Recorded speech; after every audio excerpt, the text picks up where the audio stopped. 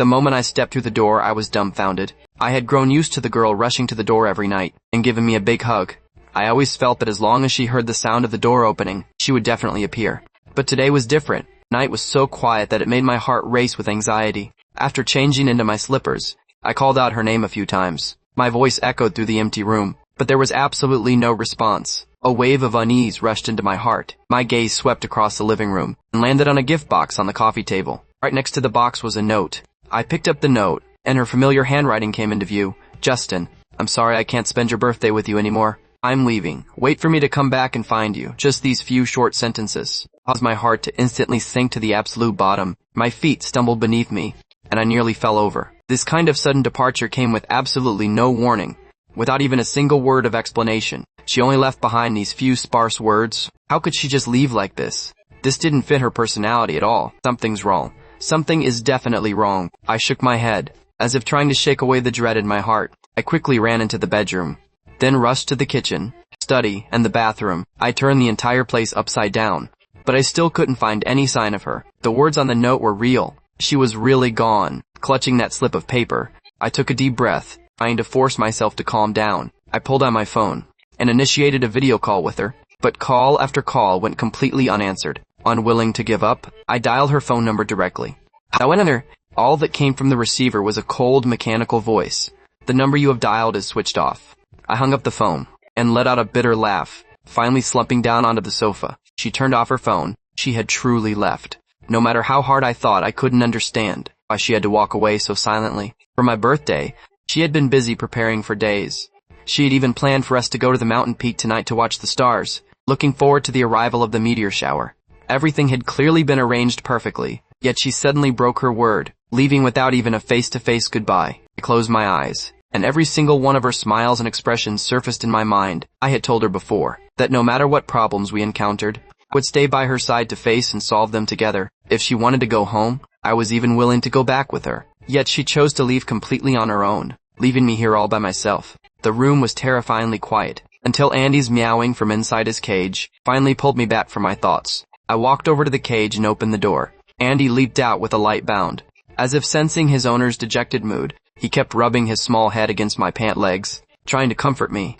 I reached out to stroke his soft fur, the corner of my mouth barely forcing a bitter smile. Time slipped away in the silence. I didn't know how long had passed, when a sudden knock at the door rang out. I bolted upright, a glimmer of hope surging in the depths of my eyes. Is it her? Could she just be trying to play a trick on me on purpose? She was always so mischievous. Maybe this was just one of her jokes. I eagerly ran to the door and pulled it open. However, the person standing outside the door was a delivery courier wearing a food delivery uniform, holding a large cake box in his hands. The spark of hope was instantly extinguished. My face grew completely dim. Hello, sir. I tried delivering this once before, but no one answered the door, and the phone was turned off too. The delivery courier said politely, I'm sorry. I responded, my voice raspy. I nodded, took the cake, and said thank you. After closing the door, I walked mechanically back to the sofa.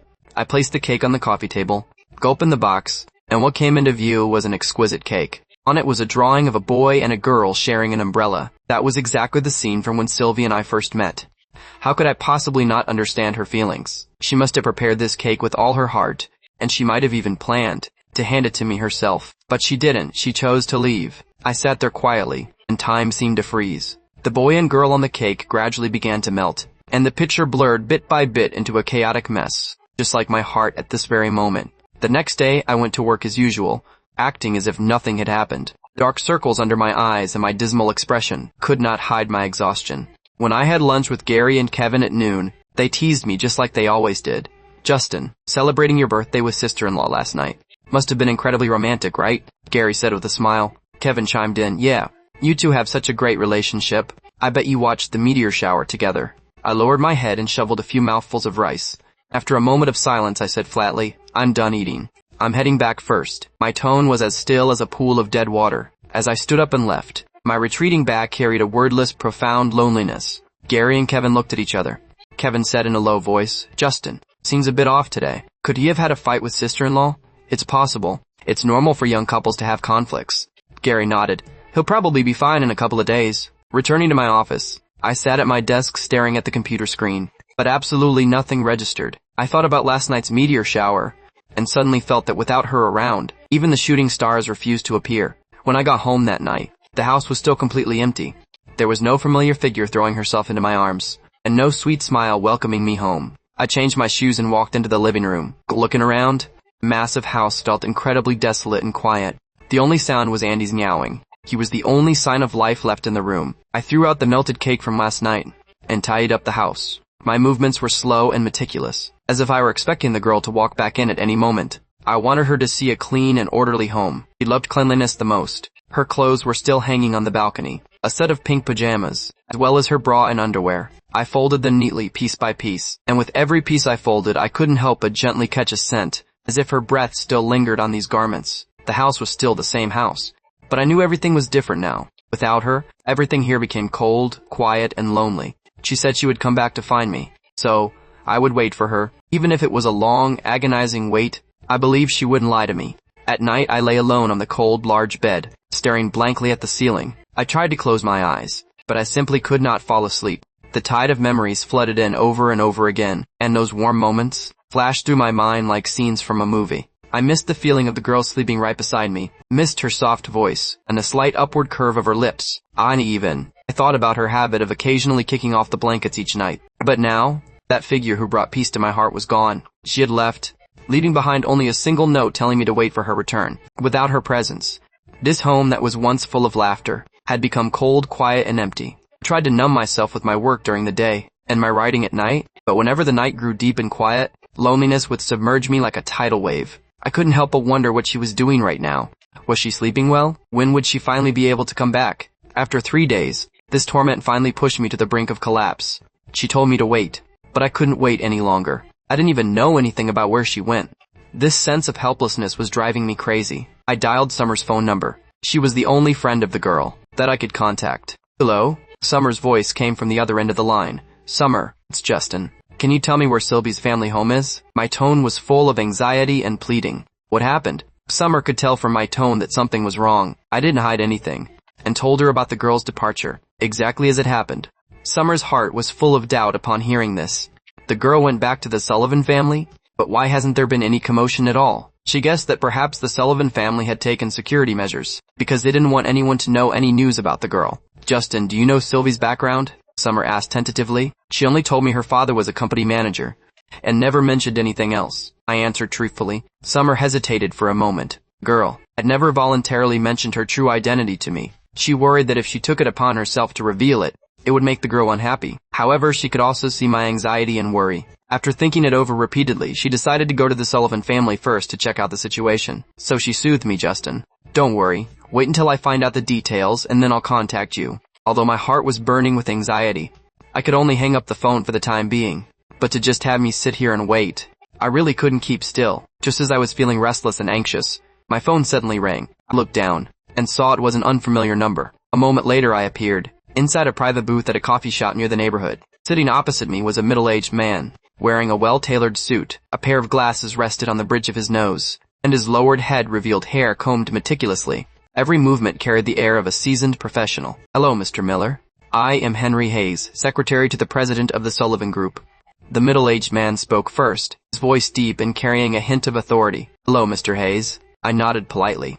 Presumably, Mr. Miller is not very familiar with the Sullivan Group, but if I say that the Sullivan Group is the enterprise of Mr. Sullivan of Capital City, you should have heard of it. Mr. Hayes pushed up his glasses, his tone carrying a subtle hint of superiority. I was stunned for a moment. Mr. Sullivan's name was like thunder to the ears. As a legendary figure in the business world of Capital City, Mr. Sullivan was known to practically everyone. My hand suddenly tightened around my cup, and a possibility flashed through my mind. Could it be that? My heart rate began to accelerate. I faintly guessed something. Mr. Hayes smiled slightly, and continued, That's right. Ms. Sylvie Sullivan is precisely the only daughter of Mr. Sullivan, and also the sole heir to the Sullivan Group. My entire body froze as if struck by lightning. I had never imagined that the girl who hovered around me acting cute every day, sweetly calling me Justin, was actually a wealthy heiress standing at the very top of the pyramid. I had always thought she was just an ordinary girl, and never expected she would have such an identity. The gap between the two of us was actually like heaven and earth. Mr. Miller need not feel surprised. Mr. Hayes' tone was calm. As he continued, Mr. Sullivan is very grateful for your careful attention to the young lady during this period. To express his gratitude, this is a check for $100 million.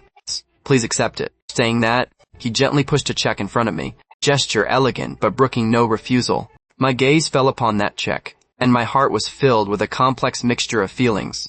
I gritted my teeth, looked up and said, "Mr. Hayes, please tell Mr. Sullivan that I will not take this money. Sylvie is my girlfriend, and I won't separate from her because of anything." Hearing this, Mr. Hayes let out a cold laugh. He folded his hands on the table, a hint of sarcasm entering his tone. "Mr. Miller, forgive my bluntness, but with an identity like yours, do you really match the young lady of our Sullivan family?" A single short sentence pierced into my heart like a sharp sword. My hand instinctively clenched into a fist, my fingernails digging deeply into my palm. I knew I was just an ordinary person, with no prominent family background and no backing behind me. And what about the girl? She was a favored daughter of heaven, standing at a height that countless people looked up to. Moreover, Mr. Hayes leaned forward slightly and said, "Our young lady has already confirmed a marriage alliance with the third young master of the Shaw family. Only an identity like that of the third young master is a match for our young lady. A well-matched social standing is the most basic requirement of our Sullivan family." My face instantly turned as pale as paper. My lips moved, but I couldn't make any sound. I couldn't argue, because every single word Mr. Hayes said seemed to be pinning me ruthlessly to the ground. My self-esteem was torn to shreds, and the pain deep in my heart was beyond words. "Mr. Miller," Mr. Hayes stood up, looking down at me from above. "Whether you accept this money or not, it's impossible for you to be with the young lady again. I advise you to accept Mr. Sullivan's kindness. That way, you will be set for food and clothing for the rest of your life." The check for $100 million was like a cold breakup fee, left quietly on the table, and my soul seemed to be completely hollowed out at this very moment. Walking out of the coffee shop, my steps were as heavy as if filled with lead. Every step was mechanical yet filled with resignation. The night shrouded the city, and I walked aimlessly. My mind was entirely filled with the words Mr. Hayes had just spoken. The girl turned out to be Mr. Sullivan's daughter, the heir to the Sullivan Group in Capital City. That name that countless people looked up to had now become a boulder pressing down on my heart. What brought me even more pain was that the girl actually had a so-called fiancé, socially well-matched third young master of the Shaw family. A bitter smile surfaced at the corner of my mouth, and I whispered to myself in self-deprecation, "So, from the very beginning, she lived under an arranged destiny." I finally understood that rainy night back then, and why the girl was so pathetic and helpless.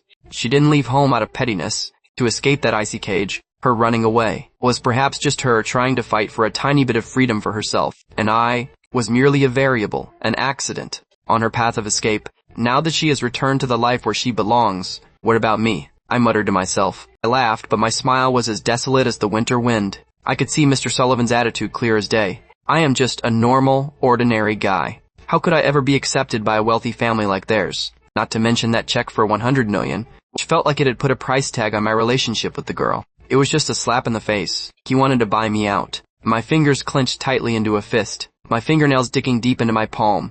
I couldn't accept all this, yet I was powerless to fight back. After returning to the apartment, I slumped onto the floor, staring at the ceiling with a bitter smile, my eyes completely full of confusion. I thought of the girl. I wondered if she had been sleeping restlessly during these days since she left. I wondered if she was missing me too. My thoughts were like a tangled mess, sting tighter and tighter. Frustrated, I pulled a few bottles of beer out of the fridge, chugging them down one after another, trying to use alcohol to numb myself, but the alcohol seemed to have lost its effect. Even after drinking several bottles, I remained terrifyingly sober. Why? Why is it even so hard to get drunk? I muttered with a bitter smile. The next day, the piercing alarm woke me up from the floor, rubbing my heavy head. I crawled up from the pile of scattered empty beer bottles. Andy had sprawled out beside me at some unknown point. Right now he was staring at me silently, with his watery big eyes. I reached out to stroke Andy's small head, saying in a raspy voice, "Andy, Mommy isn't here. You have to be good, she won't abandon us." Andy seemed to understand my words, and let out 2 soft meows, as if comforting me. With a bitter smile I stood up, tidied up briefly, and dragged my exhausted body to the office. My condition was absolutely terrible the entire day. Last night's alcohol and insomnia left my mind completely groggy, and my stomach was churning uncomfortably. I barely managed to push through until noon, but I didn't even have the strength to eat, so I could only rest by slumping over my office desk. Gary and Kevin found it a bit strange when they didn't see me. At lunch, after Gary finished eating, he specifically ran over to my office to check on things. As soon as he entered, he saw me slumped over the desk, my face pale, my forehead covered in a fine layer of cold sweat. "Justin?" Gary called out tentatively. I slowly raised my head, my eyes full of exhaustion. My lips were chapped, and my voice was weak. "I'm fine. You call this fine?" Or he frowned. a face full of worry. Your complexion is so terrible. Let me take you to the hospital to get checked out. No need. I waved my hand, a hint of coldness in my tone. My stomach is just acting up a bit. I'll be fine after lying down for a while. Gary wanted to persuade me further, but seeing my stubborn insistence, he could only say helplessly, well, if you feel uncomfortable anywhere, you must tell me. I nodded, indicating it was fine. Gary let out a sigh, turned around, and left. In Capital City, the massive courtyard of the Sullivan estate was bursting with green. A low-key luxury exuded between the carved beams and painted pillars. Eleanor Sullivan had just come out of the prayer room. When she returned to her room, she found that Mr. Sullivan was already waiting there. He was wearing a dark blue suit, his expression solemn, and his aura overbearing. Eleanor walked calmly over to a chair and sat down, her movements elegant and composed, as if she didn't care about Mr. Sullivan's intimidating presence at all. Mr. Sullivan's brow was locked in a deep furrow, a hint of interrogation in his tone. Eleanor, the matter of the people I sent to find Sylvie being misled at sea. You were behind it, weren't you? Eleanor looked up at him. Without any ripple on her face, she nodded gently. Why? Mr. Sullivan's voice suddenly rose, his tone laced with suppressed anger. If it weren't for your interference, my people would have brought Sylvie back long ago, Eleanor said flatly. Samuel, we should respect Sylvie's choice, rather than blindly forcing her to do things she doesn't want to do. Mr. Sullivan let out a cold laugh upon hearing this, his eyes full of mockery. Respect her? She is my daughter. With her identity, status, and position here, she must bear the responsibilities that belong to her. Eleanor shook her head helplessly, her tone remaining peaceful. Samuel, our marriage itself was a mistake. Do you really want Sylvie to repeat our exact same path? Mr. Sullivan's face stiffened slightly. After a moment of silence, he said coldly, even if it was a mistake back then, isn't everything very good now? Very good? A flash of sorrow passed through Eleanor's eyes. What you call very good is just your own complacency. You got wealth, and you got prestige. But what about me? What about Sylvie? Does her life have to be like mine? Merely an appendage to your career? Mr. Sullivan frowned, his tone becoming increasingly unyielding. For the Sullivan family, she must fulfill her obligations. This is her duty. Samuel, Eleanor let out a sigh, saying with deep earnestness, since you know, we didn't have the right to choose back then, why can't you give Sylvie a chance to choose? Do you want her to suffer for a lifetime too? Mr. Sullivan's gaze wavered for an instant, but he quickly recovered his cold expression. What I am doing is for the sake of the entire Sullivan family. Eleanor slowly closed her eyes, a trace of exhaustion in her voice. Please leave. I'm tired and want to rest. Mr. Sullivan was silent for a moment, and ultimately said nothing. Turning around to leave the room, Eleanor sat on the chair, casting her gaze out the window at the sky. Between the blue sky and white clouds, she seemed to see that girl with a smile like a flower, running across the fields of freedom. Good to go, Sylvie. Mommy can only help you this far, she murmured softly, a ripple of emotion rising in her eyes. The student union office at Capital City University. Summer, stepping in her black leather shoes, and wearing a pale blue Lolita dress, her hem swaying gently, made her legs wrapped in white silk stockings look exceptionally prominent. She aggressively pushed open the door, and charged straight inside. Sean, who was handling documents at his desk, looked, his gaze meeting hers. As their eyes locked, a subtle tension instantly permeated the air. Summer came to a stop in front of the desk, her face piled with smiles, as she waved to greet him. Sean, long time no see? Although this tone sounded intimate, it carried a bit of deliberate flattery. After all, in Sean's hands, there still remained that video of her dark history, where she was hanging on the horizontal bar. Summer felt that under such a disadvantage, she had to act a bit more polite. More importantly, she had come today because of Sylvie. This concerned the future of Sylvie and Justin. She had to pry some critical information out of Sean. Sean frowned, his tone icy. Little potato, why aren't you out hanging around with other people? What did you come to find me for today? Summer was stunned for a moment. Other people? Who? Sean raised an eyebrow, a trace of mockery hanging on the corner of his mouth. It seems you have too many people to play with, so you can't even remember them yourself. These passive-aggressive words made Summer feel a bit uncomfortable in her heart, but she couldn't fly into a rage right now. She could only bite the bullet and smile. Sean, I don't quite understand what you mean. Can you explain it a bit more clearly? Sean crossed his arms, leaning his back against the chair. His eyes stared straight at her. You blocked me on your social media feed. With that single sentence, Summer instantly understood his meaning. She hurriedly pulled out her phone and opened the WeChat chat box, putting on an expression of surprise. Oh, I'm so sorry. My finger must have slipped. I'll change it back right now. She rapidly tapped around on her phone for a moment, then raised the phone and waved it in front of Sean. Sean, look, I've already changed it back. She grumbled inwardly. As expected, she had indeed blocked Sean from seeing her post before. She hadn't expected that he would actually go and check. and even went out of his way to bring it up. Was this guy really that bored? Sean looked at her, his tone remaining cold. The photo is quite nice. Summer was startled. She looked down and opened her feed, discovering that he was talking about the group photo of her and her forsworn siblings. She smiled and explained, "That's my first younger brother, second younger brother, and my little cat brother. Pretty interesting, right?" Sean's pupils contracted slightly, as if he were pondering something. Seeing that his attitude seemed to soften a bit, Summer secretly breathed a sigh of relief. She quickly skirted over to Sean's side, becoming even more attentive. "Sean, you work so hard every day. Let me help massage your shoulders," she said, feigning sweetness. However, she discovered that Sean was sitting in a high-backed chair, so it was impossible to massage his shoulders at all. So she had a sudden idea, and directly pulled his arm over. "Then I'll help massage your arm instead."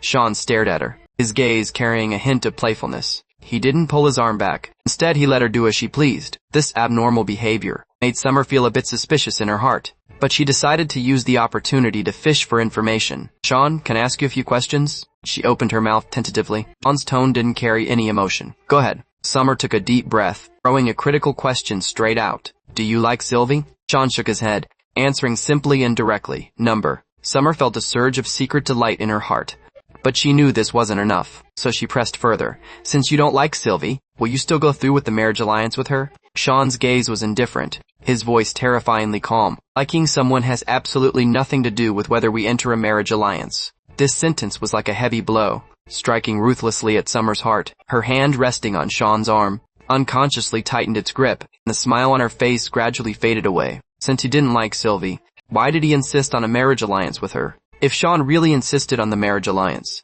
then what about Sylvie? Sylvie clearly only loved Justin. She wouldn't be happy at all. And what about Justin? How was he supposed to face it?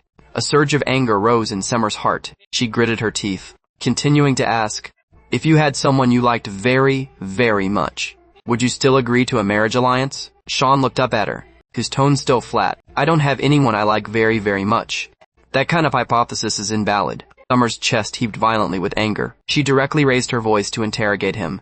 "Then what you mean is that you've decided to proceed with the marriage alliance with Sylvie, right?" Sean's expression didn't change, and he replied flatly, "The matter of the marriage alliance was settled between the two families long ago." Hearing these words, Summer couldn't hold it in any longer. She flung Sean's arm away, stood up in anger, and said word by word, "Sylvie already has someone she likes. She doesn't like you at all, and she doesn't want a marriage alliance with you. Since you don't like her either, I beg you to be a good person, call off the marriage alliance, and fulfill her happiness with the person she loves. Can you do that?"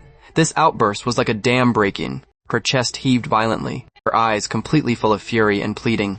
Sean looked straight at her, his expression gradually becoming serious. He asked in a deep voice, "Summer, turns out the reason you approached me was to make me fall in love with you, and then sabotage my marriage alliance with Sylvie, right?" His eyes were like a sharp blade, staring tightly at Summer, as if trying to catch every tiny change in her expression. On her face, Summer's face stiffened slightly. The truth was indeed so, but she hadn't expected that Sean would actually expose her objective right to her face. This left her tongue-tied for a moment, unable to admit it or deny it.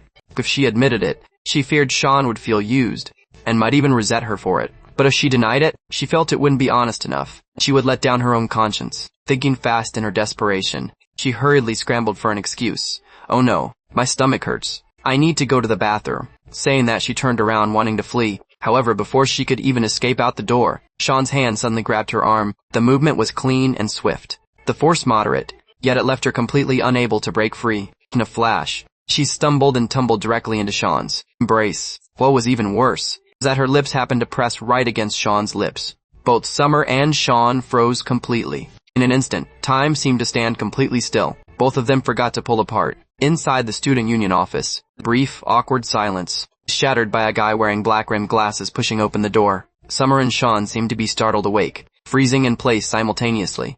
When that guy saw the scene before him, the documents in his hand nearly dropped to the floor. His face was completely filled with panic. "I'm sorry, I'm so sorry." "Please continue." "I didn't see anything." After saying that, he hurriedly retreated as if fleeing for his life, even forgetting to close the door behind him.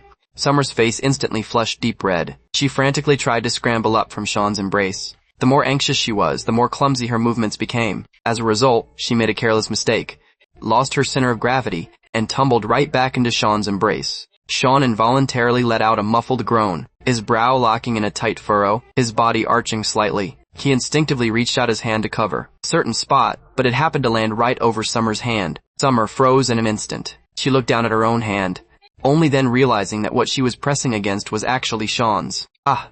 Summer's face felt like it was about to burst into flames. She violently yanked her hand back, stammering, I still have things to do. I'm leaving now. With that, she practically ran for her life, fleeing out of the office at top speed, not even closing the door properly. Sean sat in his chair, gowning heavily, still clutching the spot where she had accidentally injured him. His gaze was filled with a complex emotion as he looked toward the direction where she had disappeared. He muttered to himself, "Little potato, what on earth is going through your head?" That night, on my drive home, my mood was just as suffocating and heavy as the night sky. I drove very slowly, not even rushing to step on the gas when the traffic lights turned green. In the past, whenever I got off work, I was always desperate to rush back home, because Sylvie would be waiting for me there. She would always be the first to pounce on me, giving me a massive hug, and sweetly calling out, "Justin." That warm picture used to be the happiest moment of my day. But now, the house was cold and quiet, devoid of her figure, and stripped of her laughter. I didn't even know why I was still rushing back there. I parked the car below the apartment building, dragging my exhausted steps into the elevator. Just as the elevator doors were about to close, a slender hand reached inside. Following that, a girl wearing a denim dress walked into the elevator. She was wearing a black face mask and sunglasses, with a baseball cap pulled down low on her head, wrapping herself up tightly from head to toe. My gaze paused for a split second, and I couldn't help but think of Sylvie. Every time she went out, she would always fully arm herself like this, terrified of being recognized by anyone. A bitter smile curled at the corner of my mouth, and my eyes grew increasingly dim. I was probably just overthinking things. After the girl in the denim dress pressed her floor button, she stood in a corner of the elevator. I leaned against another corner, completely silent. The elevator ascended slowly. Suddenly, a violent jolt caused both of us to gasp in horror. Immediately following that, the elevator plunged into total darkness. The girl in the denim dress let out a piercing, blood-curdling shriek. Her voice echoed within the cramped space, carrying an infinite amount of terror. I tensed up for a split second, but when I realized the elevator was no longer shaking, I forced myself to calm down. I fumbled around for my phone, only to find there was no cell service, making it impossible to call for help. I turned on the phone screen, and using its weak light, I saw that the girl was already squatting on the floor, her hands clutching her head tightly, her body trembling violently. "Are you all right?" I opened my mouth tentatively, keeping my voice low and gentle. The girl didn't respond. She just continued to clutch her head, clearly trapped in a state of absolute panic. I gunned, switched my phone over to flashlight mode, walked over to her side and crouched down. I softened my tone as much as possible. "Don't be afraid. The elevator just experienced a minor malfunction. Someone will come to rescue us very soon." With the help of the flashlight's glow, I noticed that the girl's breathing was incredibly ragged, and her body was shaking even more severely. Realizing the severity of the situation, I quickly reached out and took off her mask. "Wearing a mask will only make it harder for you to breathe. Let me help you take it off." "Don't be afraid." The girl's face was revealed. Although it was still mostly obscured by her sunglasses, the pure terror written in her expression was fully visible now. I continued to soothe her. "Just hang in there a little longer. The security guard will see that we're trapped through the surveillance monitor." Saying that, I pulled up the music player on my phone, played a piano piece for Elise. This melody possessed a magical power to calm a person down. It was also the exact piece that Sylvie had once played for me in the concert hall back at Capital City University. I hoped this music would help settle her emotions.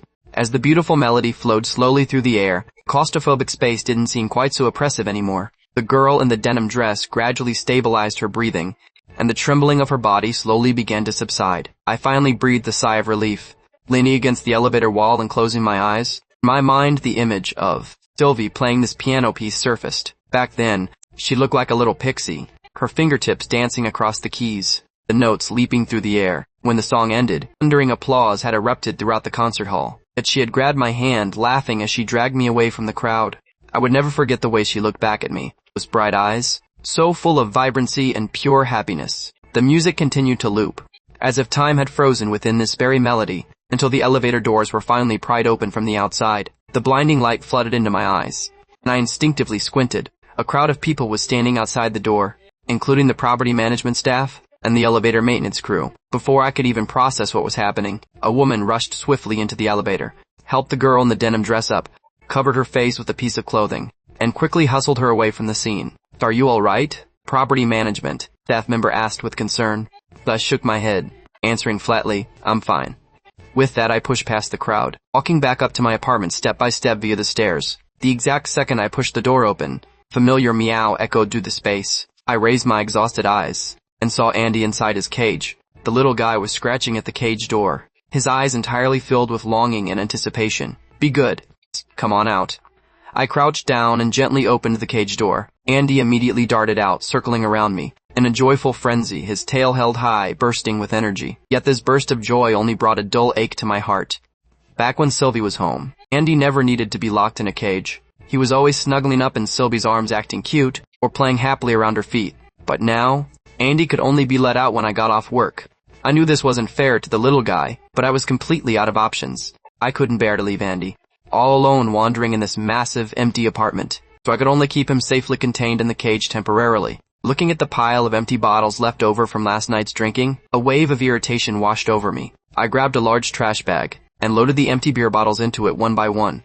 The crisp, clinking sounds of the glass sounded exceptionally jarring in the quiet apartment. A sudden sharp spike of pain in my stomach made me knit my brows. Clutching my stomach, I walked slowly back to the edge of the bed, curling my entire body up under the quilt. Last night's heavy alcohol consumption combined with going an entire day without food made my already weakened body feel even more miserable. This throbbing, persistent pain felt like a constant reminder that my life was just like this stomach condition, completely messy and full of pain. In my groggy state, my phone suddenly began to ring. I reached out to grab it and pressed the answer key. Gary's voice came traveling through the receiver. Justin, I'm right outside your front door. Hurry up and open up. I let out a low, raspy okay in response, and then forced my body out of bed. I dragged my heavy steps toward the door. Gary stood outside the door, having knocked for ages without getting a single response. He was worried sick. The moment the door opened, he saw how pale my face was, and that my forehead was breaking out in a cold sweat. My entire body looked so weak it felt like I could collapse at any second. Justin, what's wrong with you?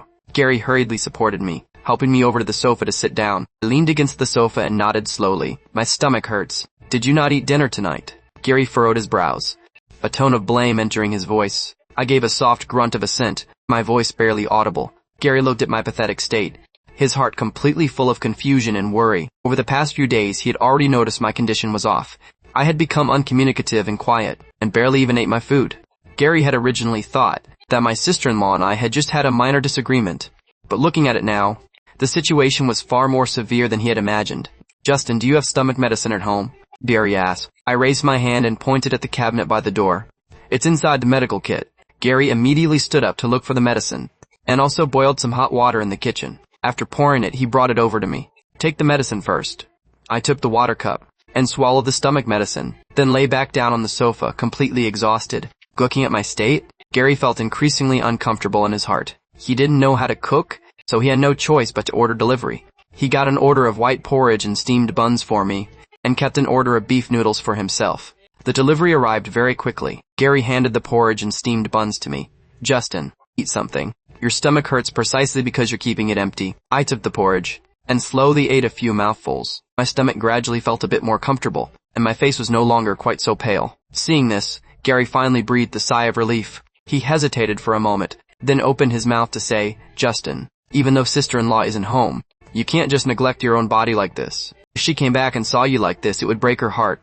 I lowered my head and remained silent for a while, and then nodded. You're right. I won't be like this anymore in the future. I knew Gary's words were not wrong. If the girl saw me in this kind of state, she would definitely be very sad. I had to pull myself together, but I knew clearly in my heart that it wouldn't be easy. Gary hesitated for a bit, and finally couldn't help but ask, Justin, what exactly is going on with sister-in-law?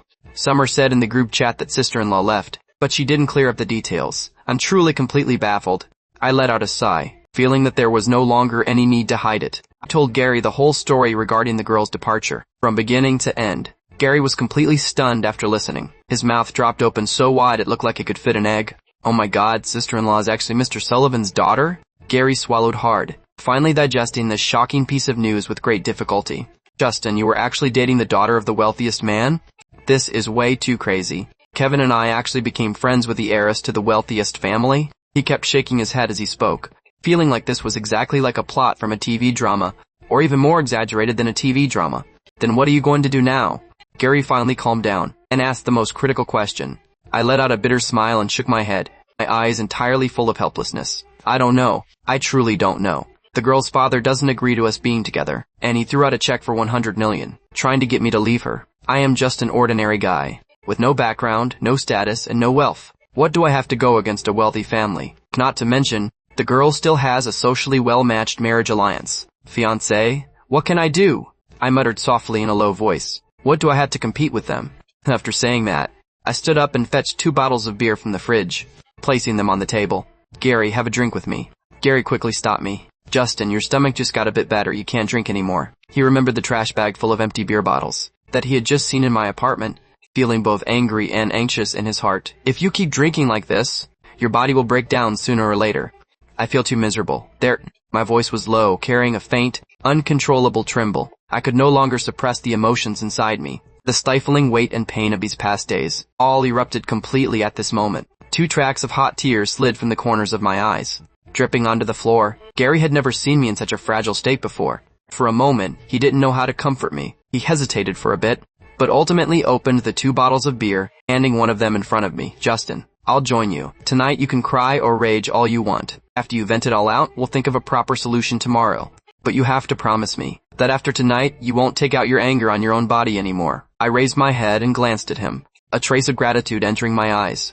I took the beer and said in a raspy voice, "Thank you, Gary." Gary patted my shoulder, his tone easing up a bit. "We're brothers. Cut the nonsense. Come on, let's drink." The morning light spilled into the room through the gaps in the curtains, announcing the arrival of a new day. At the Sullivan family estate in Capital City, inside a massive, princess-style bedroom, Sylvie was sitting in front of her vanity, clutching a wooden sandalwood comb in her hand. This comb was the birthday gift I had given her.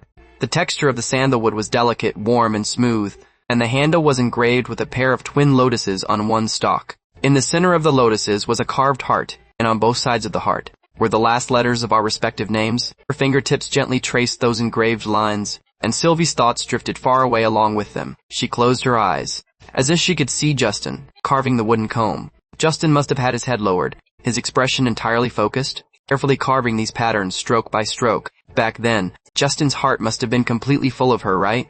But what about now? Now that she wasn't by Justin's side, would Justin be thinking of her? Would he also be just like her, tossing and turning day and night, with his mind completely full of the other person's figure? She let out a soft sigh, and her eyes gradually turned red. Tears flooded out like a broken dam, and she murmured in a low, sobbing voice, "Justin, I miss you so much. Do you miss me? Are you eating well? Is Andy doing all right? Does he feel lonely without me there to keep him company?" The vanity mirror reflected the way she shed tears. That incredibly beautiful face was covered in tear stains at this moment. She slowly raised the wooden sandalwood comb, gently combing through her long hair. The girl in the mirror was clearly a princess-like existence, yet her eyes were entirely filled with loneliness and longing. With her mind, she couldn't help but recall the day she left Qing City. That day was my birthday. We had originally agreed to go to the mountain peak to watch the meteor shower, and also watch the sunrise together. But she broke her word. That birthday should have been a beautiful day. Yet because of her departure, it became the worst day imaginable. "I'm sorry, Justin," she choked out in a low voice. "I'm truly sorry. I didn't mean to do it. I really miss you so much." On the other side, in Qing City, Gary stayed up very late drinking with me last night. He was truly worried about my state, so he simply stayed the night at my place. In the early morning, he looked at me as I still lay fast asleep in bed. A haggard face made his heart ache with concern. Gary let out a soft sigh, called in sick for work on my behalf, ordered some delivery food, leaving it on the coffee table in the living room. Only then did he hurriedly rush off to the company. As soon as he entered the company, Kevin came right over. "Gary, how is Justin doing?" Gary waved his hand. "It's a long story. I'll tell you all the details during the lunch break." "Then what were you up to last night?" Kevin asked again out of curiosity. "Drinking with Justin." Gary rolled his eyes. "All right, let's get to work first. We'll talk later." "Got it," Kevin nodded. Although he was completely mystified, he didn't ask any further questions. Leo Linwood had just returned from abroad. As soon as he arrived at the company, he found out I had taken a day off. He was a bit puzzled, so he dialed Gary's phone number. Very soon, Gary appeared in his office. "Mr. Linwood." Gary stood in front of the desk, greeting him respectfully. Leo Linwood looked up at him. "What's going on with Justin?" "He took a day off." "Gah," answered, truthfully. Leo Linwood frowned slightly, his tone deep. "Why did he take a day off?" Gary hesitated for a moment, but still spoke up.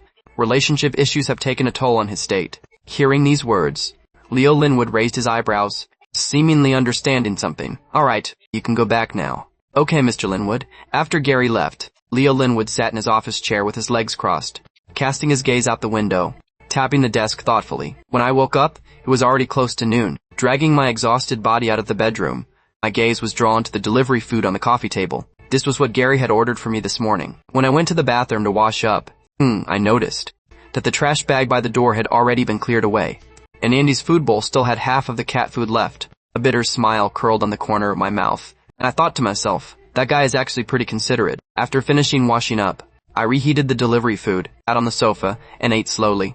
The warmth of the porridge flowed down my throat and into my stomach, and my mood settled down slightly. I fought silently in my heart, for the sake of the girl, and for the sake of these brothers who care about me. I can't remain this despondent anymore. Right after I finished eating, my phone vibrated once. It was a WeChat message from Gary under his alias, Handsome Guy for You. Justin, are you awake yet? Gigas for US. If you're awake, remember to reheat the delivery and eat it. You can't skip meals. I looked at the screen, my eyes softening a bit. I sent a reply, Gary, today's delivery was especially delicious. I ate it all? Very quickly, Gary's reply came back, Handsome Guy for You. That's good, followed by a grinning emoji. During the company lunch break, Gary and Kevin sat in a corner, where Gary finally told Kevin everything about Sylvie and me, from beginning to end. After Kevin finished listening, his eyes widened like copper bells. His mouth dropped open so wide it could fit an egg. Holy crap. Sister-in-law is actually Mr. Sullivan's daughter? Kevin said in absolute shock. This is way too absurd. I was even more stunned than you when I heard it last night. Gary let out a sigh.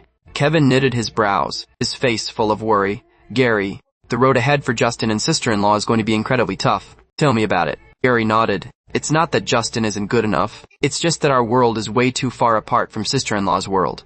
Mr. Sullivan took such a hardline stance with Justin. There's simply no way he'll let sister-in-law be with him. Kevin let out a heavy sigh. Justin and sister-in-law are truly in love yet forced apart. It's such a shame. We can't really help with much either, so we can only do our best to keep Justin company, Gary said helplessly. I sat on the sofa, and Gary's message was still left on my phone screen. I looked at the sunlight outside the window, yet my heart was still shrouded in darkness. I knew I had to pull myself together, but Sylvie's departure was like a thorn, lodged deeply into my heart. Sylvie, will you come back? I asked myself softly, my voice so low it was almost inaudible. After dinner I tidied up the apartment briefly, and then went back to the study. I sat in the chair, turned on the computer, and logged into the author backend of my web novel platform. Looking at the data on the back end, I was slightly stunned. My new book had suddenly blown up and gone completely viral. In fact, I hadn't updated it for several days, only relying on the draft chapters I had scheduled to post automatically before. I remembered when I started this book, the girl was sitting on my lap. We clicked the contract application button together. She smiled and said to me, Babe, I believe this book of yours will definitely be a massive hit. My babe is definitely the best. Teehee. Then she gave me a sweet kiss. The scene from back then still surfaced clearly in my mind. The corners of my mouth curled up slightly, and I muttered to myself, Sylvie, my new book is a hit. Did you see it? I stood up and walked to the window, as if she were standing right beside me. I whispered a promise toward the window, Sylvie, don't worry. I will definitely write this book well to the very end. Right at that moment, I seemed to hear a knock at the door. I pulled back my thoughts and walked out of the study. The knocking at the door became clearer. I opened the door and saw two girls standing at the threshold. One of the girls was wearing a pale blue dress, with a black face mask on her face, and a black baseball cap on her head. The eyes she exposed carried a hint of timidity and panic. I recognized her immediately. She was the girl in the denim dress from the elevator yesterday. The other girl, meanwhile, wore a long-sleeved athletic top and wide leg pants. Her aura was outstanding, looking like a celebrity who had stepped right off the screen. The girl in the athletic wear shifted her expression slightly and opened her mouth to say, Hello, Mr. Miller, sorry to bother you. I managed to look up your details through the property management side, so my sister and I came over today specifically to thank you. I heard from my sister that you were comforting her the whole time in the elevator yesterday. Thank you so very much. I smiled slightly. It's fine. Don't take it to heart. If it were anyone else, encountering your sister's situation, they would have done the same. The girl in the athletic wear responded with a smile. Mr. Miller is indeed very kind-hearted. After saying that, she said to the girl in the blue dress beside her, Zoe, come and thank Mr. Miller. The girl in the blue dress bowed slightly to me with her head half lowered, her voice soft. Thank you. It's really fine. I felt the girl in the blue dress seemed a bit uncomfortable. The girl in the athletic wear spoke up again. Mr. Miller, could I trouble you to pour me a glass of water? My throat feels a bit uncomfortable. I originally thought they would leave after saying thanks, and hadn't expected the other party to make this request. I nodded. Wait a moment. Sorry for the trouble. The girl in the athletic wear smiled slightly. I turned and walked into the house to prepare the water. The girl in the athletic wear standing at the door quickly pulled a bank card out of her bag. and quietly placed it in the corner of the cabinet near the entrance. Then she took out her phone, switched it to the camera function, and was just about to snap a photo of something, but I had already returned from the kitchen with the water. The girl in the athletic wear hurriedly put away her phone and took the water bottle I handed her. "Thank you, Mr. Miller. You're welcome." I nodded slightly. "Then we won't trouble you any longer." After the girl in the athletic wear finished speaking, she led the girl in the blue dress away. Before leaving, the girl in the blue dress bowed to me once more. I closed the door and returned to the study to continue writing. Just then, Andy strolled into the study, his soft little body rubbing against my leg. I looked down and couldn't help but smile, lifting Andy onto the desk and gently stroking his head. "When I was writing, your mommy always watched me secretly. Now you can watch me out in the open," I said softly to Andy.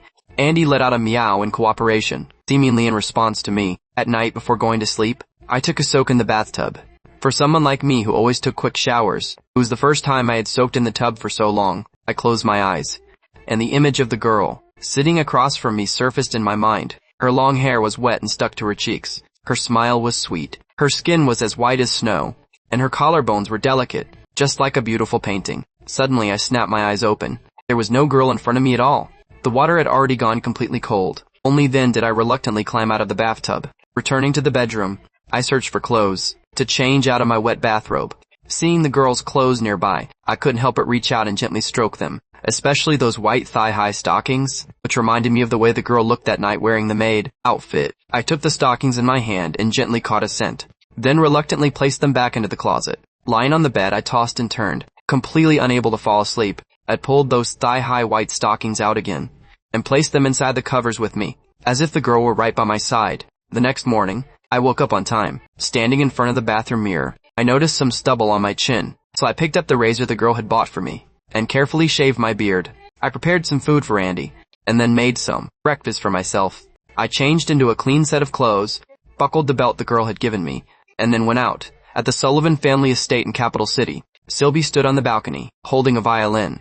She was wearing a pink pajama dress with a rabbit pattern, with her long hair draping over her shoulders. As a gentle breeze brushed past, she closed her eyes, her fingertips gently gliding across the strings, playing the melody of Fur Elise. The leaves rustled in the wind, as if accompanying her. When the song ended, Sylvie opened her eyes and turned to walk inside the room, only to see Mr. Sullivan had stood in the living room at some unknown point. Sylvie set her violin aside and turned her gaze toward Mr. Sullivan on the sofa. "Dad," she called out softly, her tone carrying a hint of restraint. Mr. Sullivan glanced up at her and nodded, then walked over to the sofa and sat down, his entire being exuding the aura of someone in authority. Sylvie stood in place, quietly watching him, as a trace of invisible tension permeated the air. "Sylvie, have you thought things through?" Mr. Sullivan spoke, his tone carrying an unchallengeable authority. Sylvie shook her head, but her voice was incredibly firm. "Dad, the person I love is Justin. In this lifetime, I will only love him.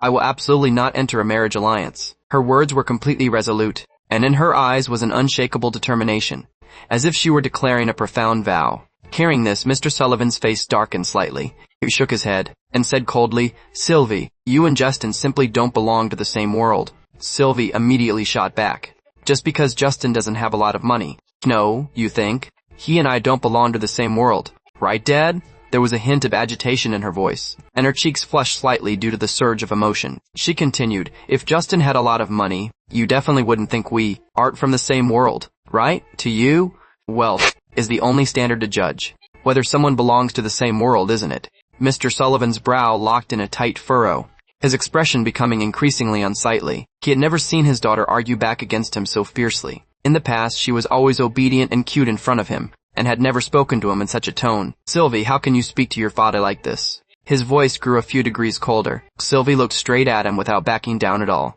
"Dad, I am just saying out loud the real thoughts, hidden in your heart." Mr. Sullivan's face instantly turned pitch black.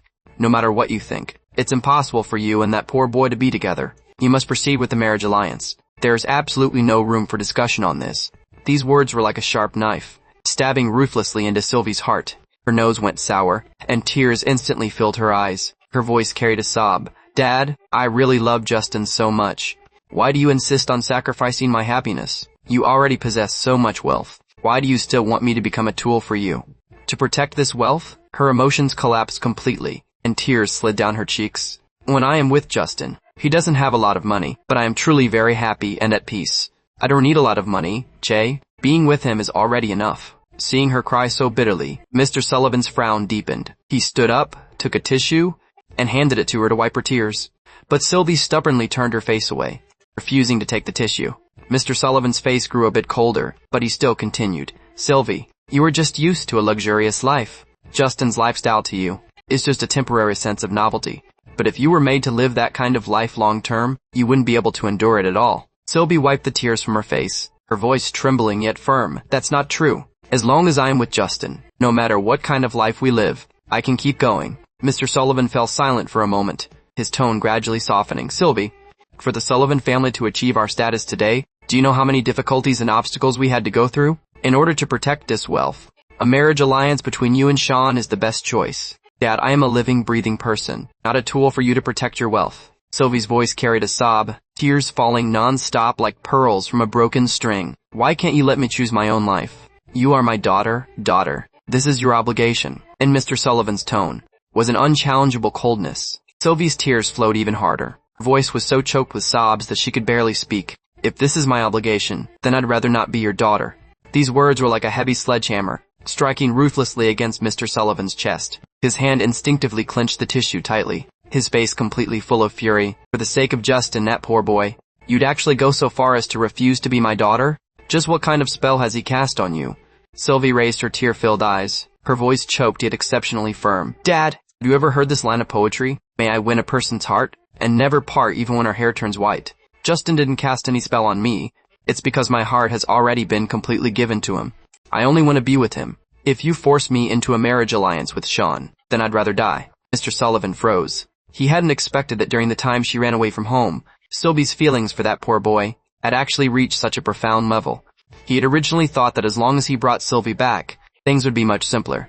But the situation now was obviously far more complicated than he had imagined. He took a deep breath, forcing himself to calm down. His tone softened a bit. Sylvie, I know you have very deep feelings for Justin right now, but can you guarantee that his feelings for you are just as deep as yours for him? Feelings are the most unreliable things. Human nature is inherently selfish, and it's even more impossible for feelings to remain unchanged forever. Sylvie wiped away her tears, looking up to stare straight at Mr. Sullivan, her voice firm. Dad, my feelings for Justin are not a flower in the mirror or the moon in the water. Every single day we spent together was real.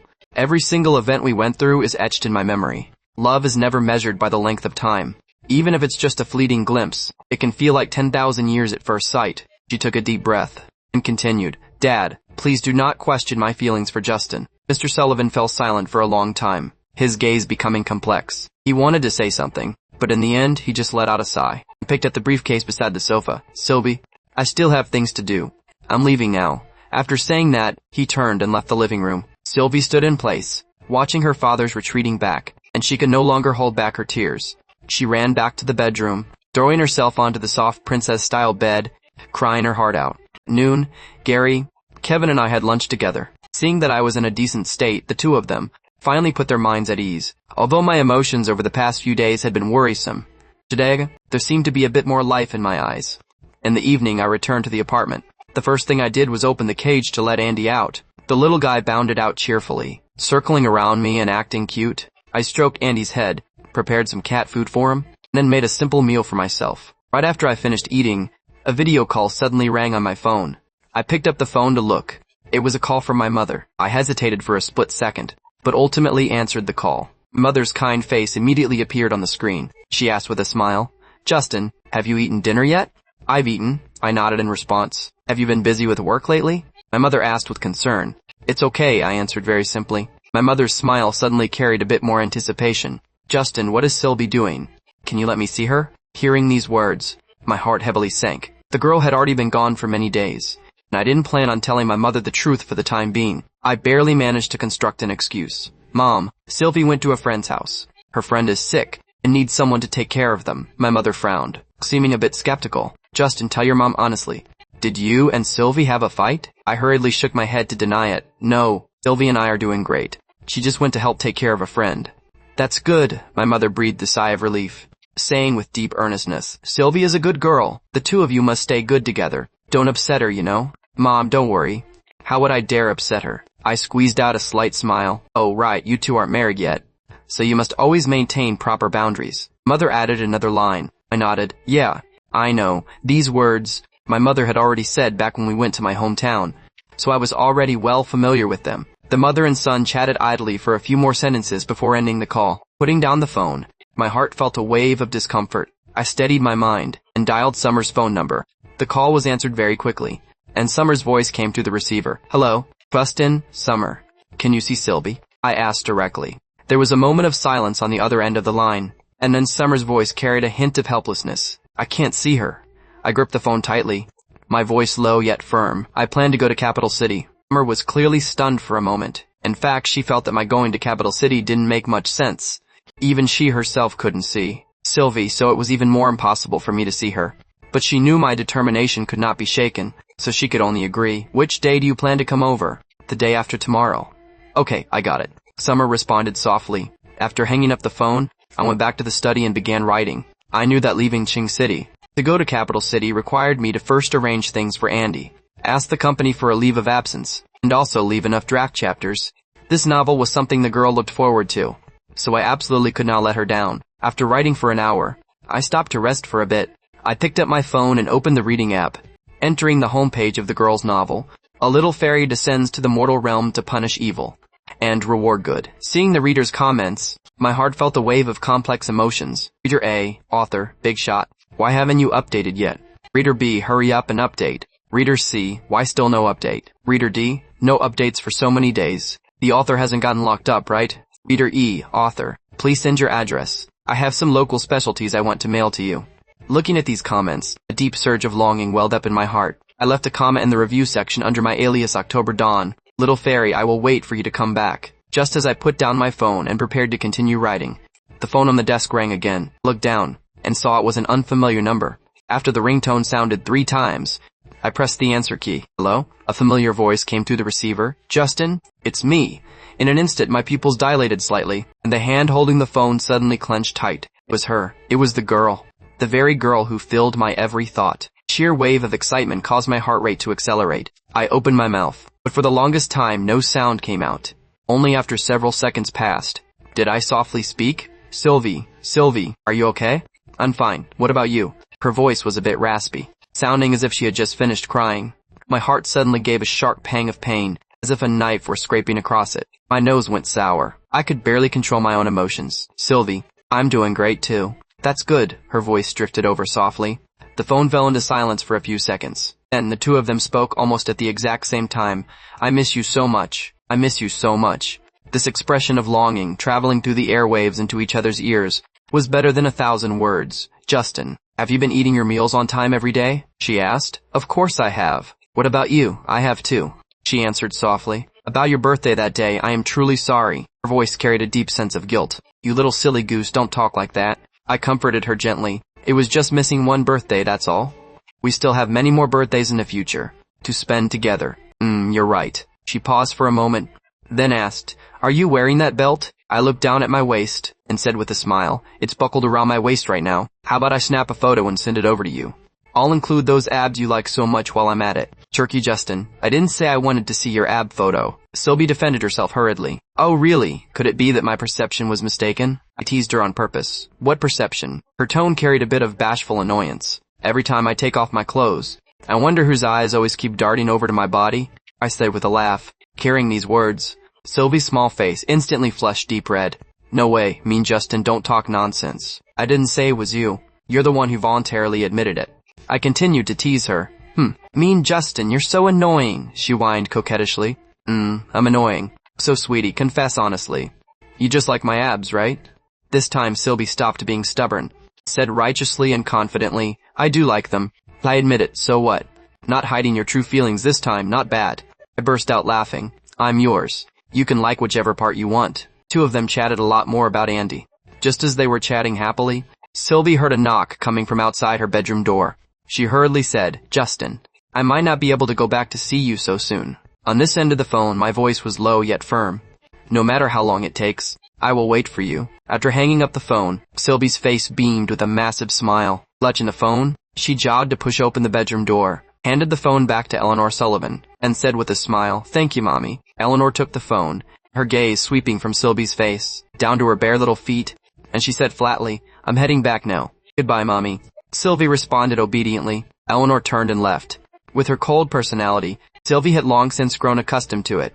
Ever since returning to the Sullivan family estate, her mother had only come to see her twice. Today she'd actually agreed to let her use her own phone to make a call, which caught Sylvie completely by surprise. Sylvie ran back onto her princess bed, sprawling her entire body out on the soft mattress, her little feet happily kicking against the bedding.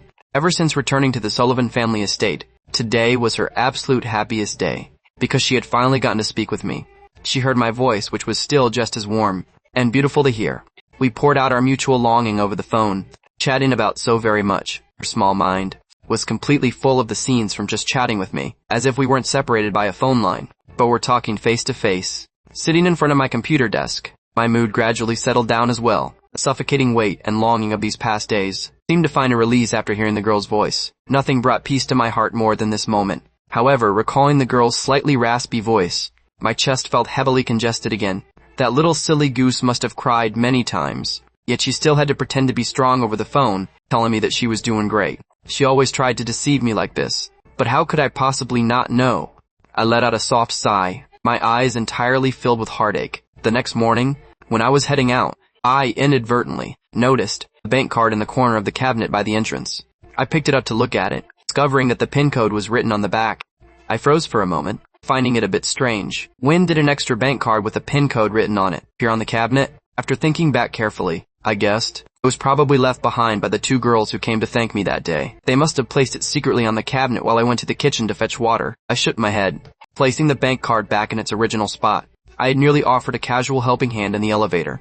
No matter how much money was inside this bank card, I wouldn't touch it. Arriving at the company, I went to the HR department to request a leave of absence. On my way back to my own office, I happened to run right into Leo Linwood coming from the opposite direction. "Mr. Linwood," I greeted him. "Justin, where are you off to?" Leo Linwood asked. "I went to request a leave of absence." "Why a leave of absence?" "A bit of personal business. You're going on a long journey to Capital City, right?" Leo Linwood's tone was calm, yet carried a trace of certainty. I was stunned for a moment, asking in surprise, "Mr. Linwood, how did you know?" "A guess." Leo Linwood patted my shoulder and walked away. I looked at his retreating back, muttering to myself, Mr. Linwood's guess is incredibly accurate. Returning to his office, Leo Linwood crossed his legs leisurely, sitting on the sofa, a thoughtful smile on the corners of his mouth. That kid Justin is finally making a move and heading to Capital City. However, Leo Linwood knew clearly in his heart that the Sullivan family would never easily give up on the marriage alliance. Justin wanting to be with Sylvie was destined to be incredibly difficult. No matter what the outcome, Justin having the courage to confront all of this directly already proved that he was a responsible person. Leo Linwood picked up his phone and dialed the number. A delicate female voice came from the other end of the line. "Mr. Linwood, baby, what time do you finish filming today?" "Probably around 4:30 p.m. Good. I'll pick you up then, and take you to a great place. The president's office of the Sullivan Group in Capital City." Mr. Sullivan stood in front of the floor-to-ceiling window, overlooking the bustling, traffic-filled scene outside, his brow unconsciously knit together. 1,000 thoughts flooding his mind. Wanting to make Sylvie give up on that poor boy was obviously not going to be easy. Right now, the only way was to start with that poor boy. But he didn't want the money thrown at him last time, which gave Mr. Sullivan a bit of a headache. He knew that in order to protect the wealth of the Sullivan family, Sylvie had to fulfill her obligation. Just as he was pondering, the phone on the office desk began to ring. He picked up the call, and after listening to the report from the other end, the expression on his face grew increasingly solemn. I had just arrived home after work when I received a phone call from my mother. I was a bit puzzled. My mother didn't contact me very frequently under normal circumstances. We had just had a video call last night, so why was she calling again today? Could there be some sort of emergency at home? I hurriedly connected the call. "Mom, I just got home. Is everything okay at home?" "No," Justin's mother said with a laugh. "Be sure to check the text and translate accurately. Nothing is wrong at home," Justin's mother said with a laugh. I put my mind at ease. Justin's mother hesitated for a moment and asked, "Justin, have you run into any strange people lately?" I was stunned for a moment. "No, Mom." "Why are you suddenly asking this?" "It's nothing. Don't overthink it. Your mom just had a strange dream and felt uneasy, so I asked." Justin's mother's tone was dismissive. "Mom, dreams are fake. Don't dwell on it." Your mom knows. You haven't eaten yet, right? Hurry up and get some food to eat. Your mom has nothing else. Hang up now." After hanging up the phone, I first took Andy to the pet shop to be boarded, then returned home to hurriedly eat a bowl of noodles, and went to the study to bury myself in writing. After finishing a chapter, my gaze fell on the phone on the desk, my heart completely full of anticipation for the girl's call. I really wanted to hear her voice so much. However, throughout this entire night, I never did receive her phone call. Next day, I drove toward Capital City. After several hours of driving, I finally arrived below the Sullivan Group building. I got out of the car, looking up at the tower that pierced into the clouds, as a deep sense of inferiority surged into my heart. In that sudden moment, I seemed to understand Mr. Sullivan's hardline attitude toward me.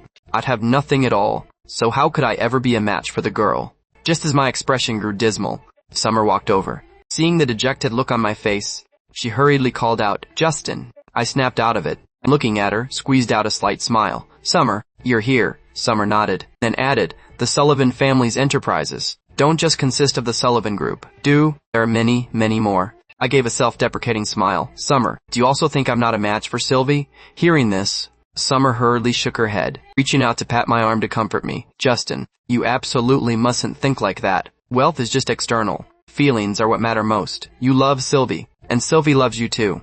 Your love is something that no amount of money can buy." My mood eased up slightly. I said softly, "Thank you." "You're welcome." Summer smiled, and then asked, "Justin, you want to find Mr. Sullivan to talk face to face, right?" I nodded. "Yes. No. Mr. Sullivan won't care about me at all. But in order to be with the girl, even if there is only a shred of hope, I am willing to give it my all." I stood in front of Summer, anxiety and a barely noticeable trace of longing showing in my gaze. The longing for Sylvie in my heart was like a flame buried deep in my chest, burning at every single moment. "Justin, I'm afraid you will never see Mr. Sullivan here." Summer's tone carried a hint of helplessness, sounding like a reminder yet also like comfort. I frowned, my voice low yet firm. "Then how can I see him?" Summer pondered for a while, before slowly opening her mouth. "You can go wait outside the Sullivan family estate. Maybe you'll manage to catch him." These words gave my spirits a jolt. I asked eagerly, "Is Sylvie there too?" Summer nodded, somewhat complex emotion in her eyes. "Yes, but we have no way to see her." Hearing that Sylvie was right inside that estate, my heart instantly began to race, and even my breathing seemed to grow ragged. Although I couldn't actually see her, just thinking that I could stand near the place where she was, even if separated by layers of walls, made me feel that my heart was a bit closer to her. "I understand, Summer. Let's go to the Sullivan family estate right now." My voice was filled with absolute resolution, as if I had made some kind of solemn vow. Summer looked at the time, knitted her brows, and reminded me, "Justin, Capital City is still a drive of several hours from here. Going right now? I'm afraid you haven't even managed to eat lunch, right?" "I'm not hungry." I shook my head, a trace of impatience in my tone. Summer blinked her eyes, pretending to think seriously for a moment, and immediately went into full drama mode. Clutching her stomach, she let out an exclamation. "Oh no. Don't say another word. I really am a bit hungry. How about we go after we finish eating?" I was stunned for a moment, then nodded. "All right. For your sake, we'll eat before we leave." I didn't know that Summer was secretly chuckling in her heart. This was all for the sake of Sylvie's happiness, which was why she was taking so much trouble. If Sylvie knew I ran over to look for her on an empty stomach, it would definitely break her heart. The two of them grabbed a quick bite to eat, and immediately got into the car, heading straight for the Sullivan family estate. Along the way, my thoughts had already flown to that place, wishing the car could go faster, even faster. When the car parked outside the Sullivan family estate, I raised my head, looking at those high walls and the tightly closed gates. My brow furrowed slightly, as an unspeakable sense of oppression surged into my heart. This estate was like a massive cage, shutting out all outsiders, and trapping my Sylvie within it. The Sullivan family estate is fully enclosed, and security is exceptionally strict. Summer pointed at the main gate, and explained, "If Mr. Sullivan returns, he will bound to pass through here." And I nodded, silently noting down this piece of information in my heart, and then said gratefully, "Thank you, Summer." Summer waved her hand and smiled. No need to be polite. Not long after, limited edition Lamborghini slowly pulled up beside them. A middle-aged man stepped out of the car, bowing respectfully to Summer. "Miss." Summer gave a soft grunt of acknowledgement, and then bade me goodbye. Her figure gradually drifted away, and I stood in place, watching that luxurious sports car drive away, as a hint of discomfort actually welled up in my heart. I thought of Sylvie. Her life was perhaps also full of scenes like this. Luxury cars, chauffeurs, and infinite privilege. And what about my life? Flat, limited, and even a bit pathetic. I suddenly realized that the gap between myself and her was perhaps even further than I had imagined. Returning inside the car, I held my head in both hands and closed my eyes. Countless fragments surfaced in my mind, from our meeting on that rainy night, every little detail afterward. To me, those days were blissful. But what about to Sylvie? She was clearly a wealthy young lady who had never pampered herself with chores, Yet for my sake, she learned to cook, and was even willing to live that kind of simple life. Thinking up to this point, my heart gave a dull ache. I gripped the steering wheel tightly, my gaze becoming increasingly firm. No matter what, I will keep watch right here. Even if waiting is a form of torment. Time slipped away bit by bit, and the night gradually fell. I kept watch at the estate entrance the entire time. Yet I never did catch Mr. Sullivan. Nor did I receive a phone call from Sylvie. However, merely knowing that she was within those walls, so very close to myself, brought a shred of comfort to my heart. The next morning, Lamborghini appeared once again. Summer stepped down from the car, and looking at my completely exhausted appearance, couldn't help but curl her lip. Justin, it's no use for you to keep waiting like this. Mr. Sullivan didn't come back last night. You should go to a hotel to rest first. It won't be too late to come back this evening, she persuaded. Shook my head, my attitude firm. No, I'm afraid I'll miss him. Summer let out a helpless sigh, a glint of mischief flashing in her eyes. Justin, let me take you to meet someone. Who? I asked in confusion. She raised her eyebrows, a meaningful smile curling at the corners of her mouth. Your love rival. My brow locked in a tight furrow, hearing the words, love, rival. Wave of complex emotions flashed through my heart. I asked in a low voice, my love rival? The corners of Summer's mouth turned up, her smile carrying a bit of playfulness. Yes, Sylvie's marriage alliance partner. These words were like a needle piercing into my heart. I fell silent for a moment, pondering over the implications. It wouldn't be very appropriate for me to go look for him, right? Summer chuckled softly, her tone full of encouragement. What's inappropriate about it? If you can get him to back out on his own, won't it be much easier for you and Sylvie to be together? Although Summer's proposal was full of logic, I felt that going to find someone out of the blue would inevitably seem too abrupt. I shook my head, my tone firm. Let's just forget it. Summer, I'm not going. Summer pouted helplessly. Fine then. Then you can just keep waiting here. I'm leaving first. Okay, I nodded, watching her leave. After Summer left, I sat in the car, looking through the car window, toward that tightly closed black main gate not far away. Behind that gate was the Sullivan family estate, surrounded by high walls, shutting out everything inside. I didn't know if I could see Mr. Sullivan today, nor did I know when I would be able to see Sylvie. An empty sense of melancholy washed over my heart. At the same time, Summer got into the limited edition Lamborghini and instructed the chauffeur to drive to Capital City University. Not long after, she appeared on campus, pushing open the door to the student union president's office. Sean was busy at his desk. Hearing the sound of the door opening, he raised his eyes and glanced at Summer, giving a soft grunt. As a greeting, with a smile on her face, Summer said somewhat playfully, "Busy, Sean?" She walked over to Sean's side, pulled up a video on her phone, clicked play, and handed it to him. Sean, look. This is Justin, the person Sylvie loves. Ever since he drove over from Ching City yesterday, he has been keeping watch at the entrance of the Sullivan family estate, wanting to see Mr. Sullivan, to fight to get Mr. Sullivan to agree to let him and Sylvie be together. The video content is a secretly recorded clip of Justin standing outside the estate entrance. In the footage, Justin stood in the rain, his gaze resolute, and his expression exhausted, yet exuding a trace of unchallengeable determination. Does watching this video move you at all? Summer asked with a smile. Sean raised his eyebrows slightly, without the slightest ripple on his face. So what? What else are you trying to say? Summer pulled back her smile, her tone becoming serious. There is a saying, rather tear down a temple than destroy a marriage. Since you don't like Sylvie, then just fulfill her happiness with Justin. Sean fell silent for a moment, let out a sigh, a hint of complexity in his tone. Little potato! I'll tell you the honest truth. This isn't something I can decide. The expression on Summer's face instantly froze. Why? Sean looked at her, and slowly explained. Sylvie Sullivan is the sole heir to the Sullivan family. The identity of her future husband must match her status. And I am precisely the candidate Mr. Sullivan chose. My current status and capabilities happen to match the requirements of the Sullivan family. This marriage alliance is an agreement that Mr. Sullivan and my father reached long ago. Summer was stunned, and then asked, "But you don't like Sylvie. Why do you still accept this marriage alliance?" Sean's gaze was deep, and he gave a bitter smile. I don't have a choice. I am the third son of the Shaw family. I have 2 older brothers above me, so it's completely out of the question for me to inherit the family business. My mother was the wife my father married later in life. My mother and I have always been looked down upon by my 2 older brothers.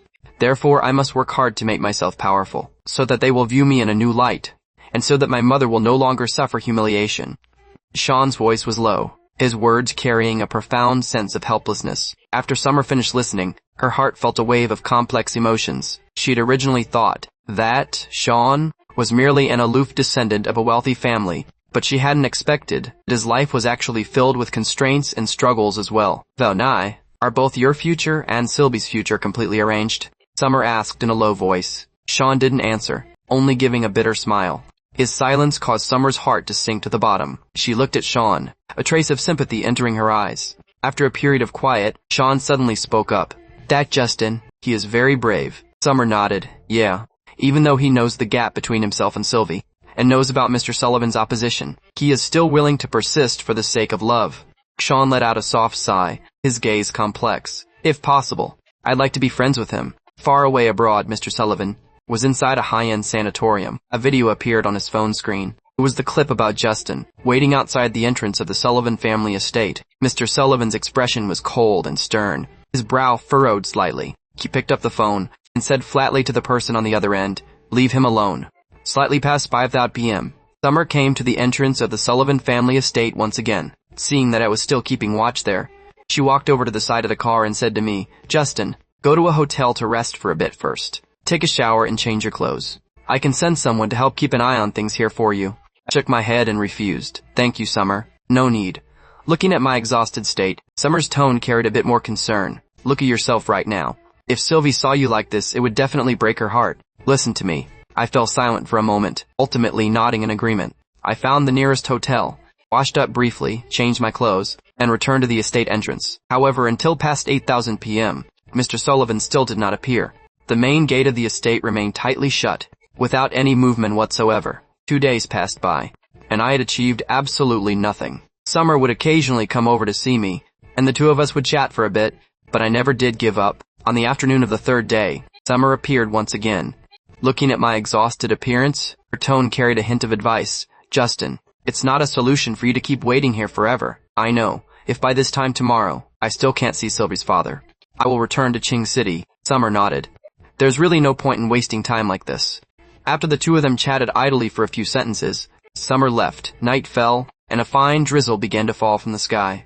I stood by the car, feeling the raindrops fall on her face, cold yet clear. Inside the estate, Sylvie listened to the sound of the rain outside, walking onto the balcony of her room. She stood in the rain, closing her eyes to feel the gentle caress of the raindrops, the corners of her mouth involuntarily turning up into a smile. Her acquaintance with me was on just such a rainy night. This kind of weather always made her miss me even more. The rain then became increasingly torrential, as if the heavens were venting some kind of unspeakable emotion. I sat alone in the car, my gaze blankly looking ahead. Raindrops slid down the car window, blurring my vision and blurring my thoughts. The sound of the rain never ceased throughout this night. The main gate of the Sullivan family estate remained tightly closed. I did not get to see Mr. Sullivan appear, nor did I receive a phone call from Sylvie. Disappointment and exhaustion intertwined in my heart. I clenched my fist and slammed it heavily against the steering wheel, making a muffled thud. Why? Why won't you give me even a tiny chance? I muttered softly in a low voice, my voice completely full of helplessness and resentment. At 6:30 a.m., the rain finally stopped.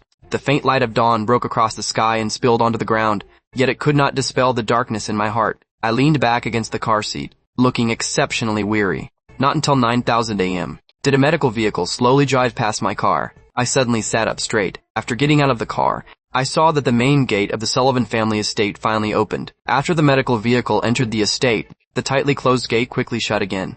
This scene caused my heart to wrench violently. A wave of uneasy emotion surged into my heart. I stared intently at the estate's main gate, with only one thought left in my mind. Who exactly is sick? Please let it not be my girl. I prayed silently in my heart, yet cold sweat had already broken out on my palms. And at this moment, inside Sylvie's room within the Sullivan family estate, the medical staff were conducting a comprehensive examination on her. She closed both eyes, her face pale, as if fast asleep in some distant dreamland.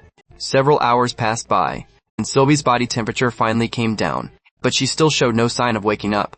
The medical staff and the servants kept watch by her side, their expressions entirely filled with worry. And outside the estate, I remained standing in place the entire time. My heart was suspended, as if tightly bound by an invisible rope. I had a strong premonition that Sylvie was sick.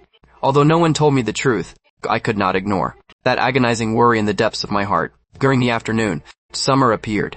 Just like yesterday, her arrival brought a hint of ease. But after seeing the complete anxiety on my face, she grew serious. "Justin, let me treat you to a meal before you leave." Summer tried to comfort me. I shook my head, my gaze full of determination. "Summer, thank you, but I won't leave. I saw a medical vehicle enter the estate this morning. I'm worried that Sylvie is sick." Summer's face instantly grew tense. "Don't worry. The Sullivan family's medical staff are all top tier. If Sylvie is sick, they will definitely take good care of her. I nodded, but the unease in my heart did not lessen. Before leaving, Summer patted my shoulder, her tone full of concern. When you leave Capital City, you must tell me. Not a fell. And Sylvie's physical condition had basically stabilized, but she still did not wake up. The faces of the medical staff were written with confusion. Meanwhile, outside the estate, I was already frantic with anxiety. My eyes had not closed for the entire night, and my mind was completely filled with Sylvie's image. The next morning, medical staff once again conducted a comprehensive examination on Sylvie. The results still showed absolutely nothing wrong. Suddenly, the comatose Sylvie let out a soft, weak murmur.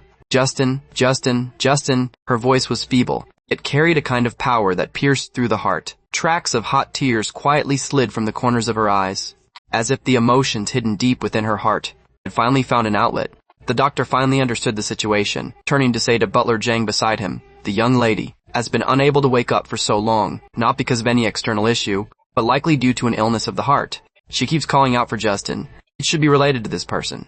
Butler Jang nodded and immediately reported this news to Mr. Sullivan. On the other end of the phone, Mr. Sullivan was silent for a moment, his voice cold and stern. "Have the medical staff leave first." After receiving the order, the medical staff left the estate. I saw the medical vehicle drive out of the estate, and my heart breathed a slight sigh of relief. I had originally intended to leave Capital City shortly after, but for some unknown reason, looking at the tightly closed gate of the estate, my steps failed to move for the longest time. Wait one more night, too, I said to myself. At 8:30 p.m., I glanced down at my phone. There was still absolutely no message. I couldn't help but smile bitterly, feeling as though I were keeping watch over a barren land. Around 9:30 p.m., a beam of car headlights suddenly cut through the night sky. I instinctively raised my head, my eyes squinting slightly. As the light gradually grew clear, I saw the main gate of the Sullivan family estate slowly open. A car drove out from the estate, slowly pulling up beside my car. I hurriedly got out of the car, meeting the gaze of Butler Zhang as he stepped down from his vehicle. Butler Zhang bowed slightly. "Mr. Miller, come with me." I was a bit stunned, and before my brain could even process it, I had already gotten into the car. As the car door closed, my heart rate began to accelerate. After the car drove into the estate, the gate closed tightly once again. Looking through the car window, I saw the streetlights on both sides of the road illuminating the path ahead, while the greenbelts and several small buildings loomed indistinctly in the darkness of the night. The car finally stopped in front of a detached villa. After I stepped out of the car, my gaze was deeply shocked by the luxurious building.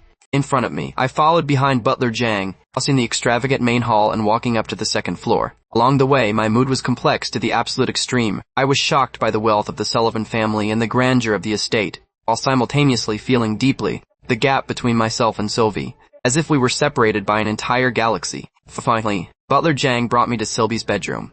The exact second he pushed open the door, my gaze instantly locked onto the girl fast asleep on the bed. My heart felt as if it had been heavily struck, almost leaping right out of my chest. Cavity. It was her, it was my girl. Excitedly, I rushed over to the side of the bed, holding Sylvie's hand, my eyes turning moist in an instant. I looked at that face that had visibly thinned down. Her pale skin made my heart feel as though a knife were twisting inside it. "Sweetie," I called out softly, my voice completely full of trembling. "Sweetie, I'm here." Butler Zhang quietly left, closing the bedroom door behind him. I sat by the side of the bed, holding Sylvie's hand, tears silently sliding down. My fingertips gently brushed against her hair, her eyes, her brows, the tip of her nose, and her lips, every single movement being extremely gentle, as if touching the most precious treasure in the world. "Sweetie, hurry up and wake up." I called her name over and over again, my voice completely full of love and heartache. At this moment, there was only one wish in my heart, to have her wake up and see me, and to tell her that I would never leave. A tear slid down from the corner of my eye, dripping onto Sylvie's pale cheek.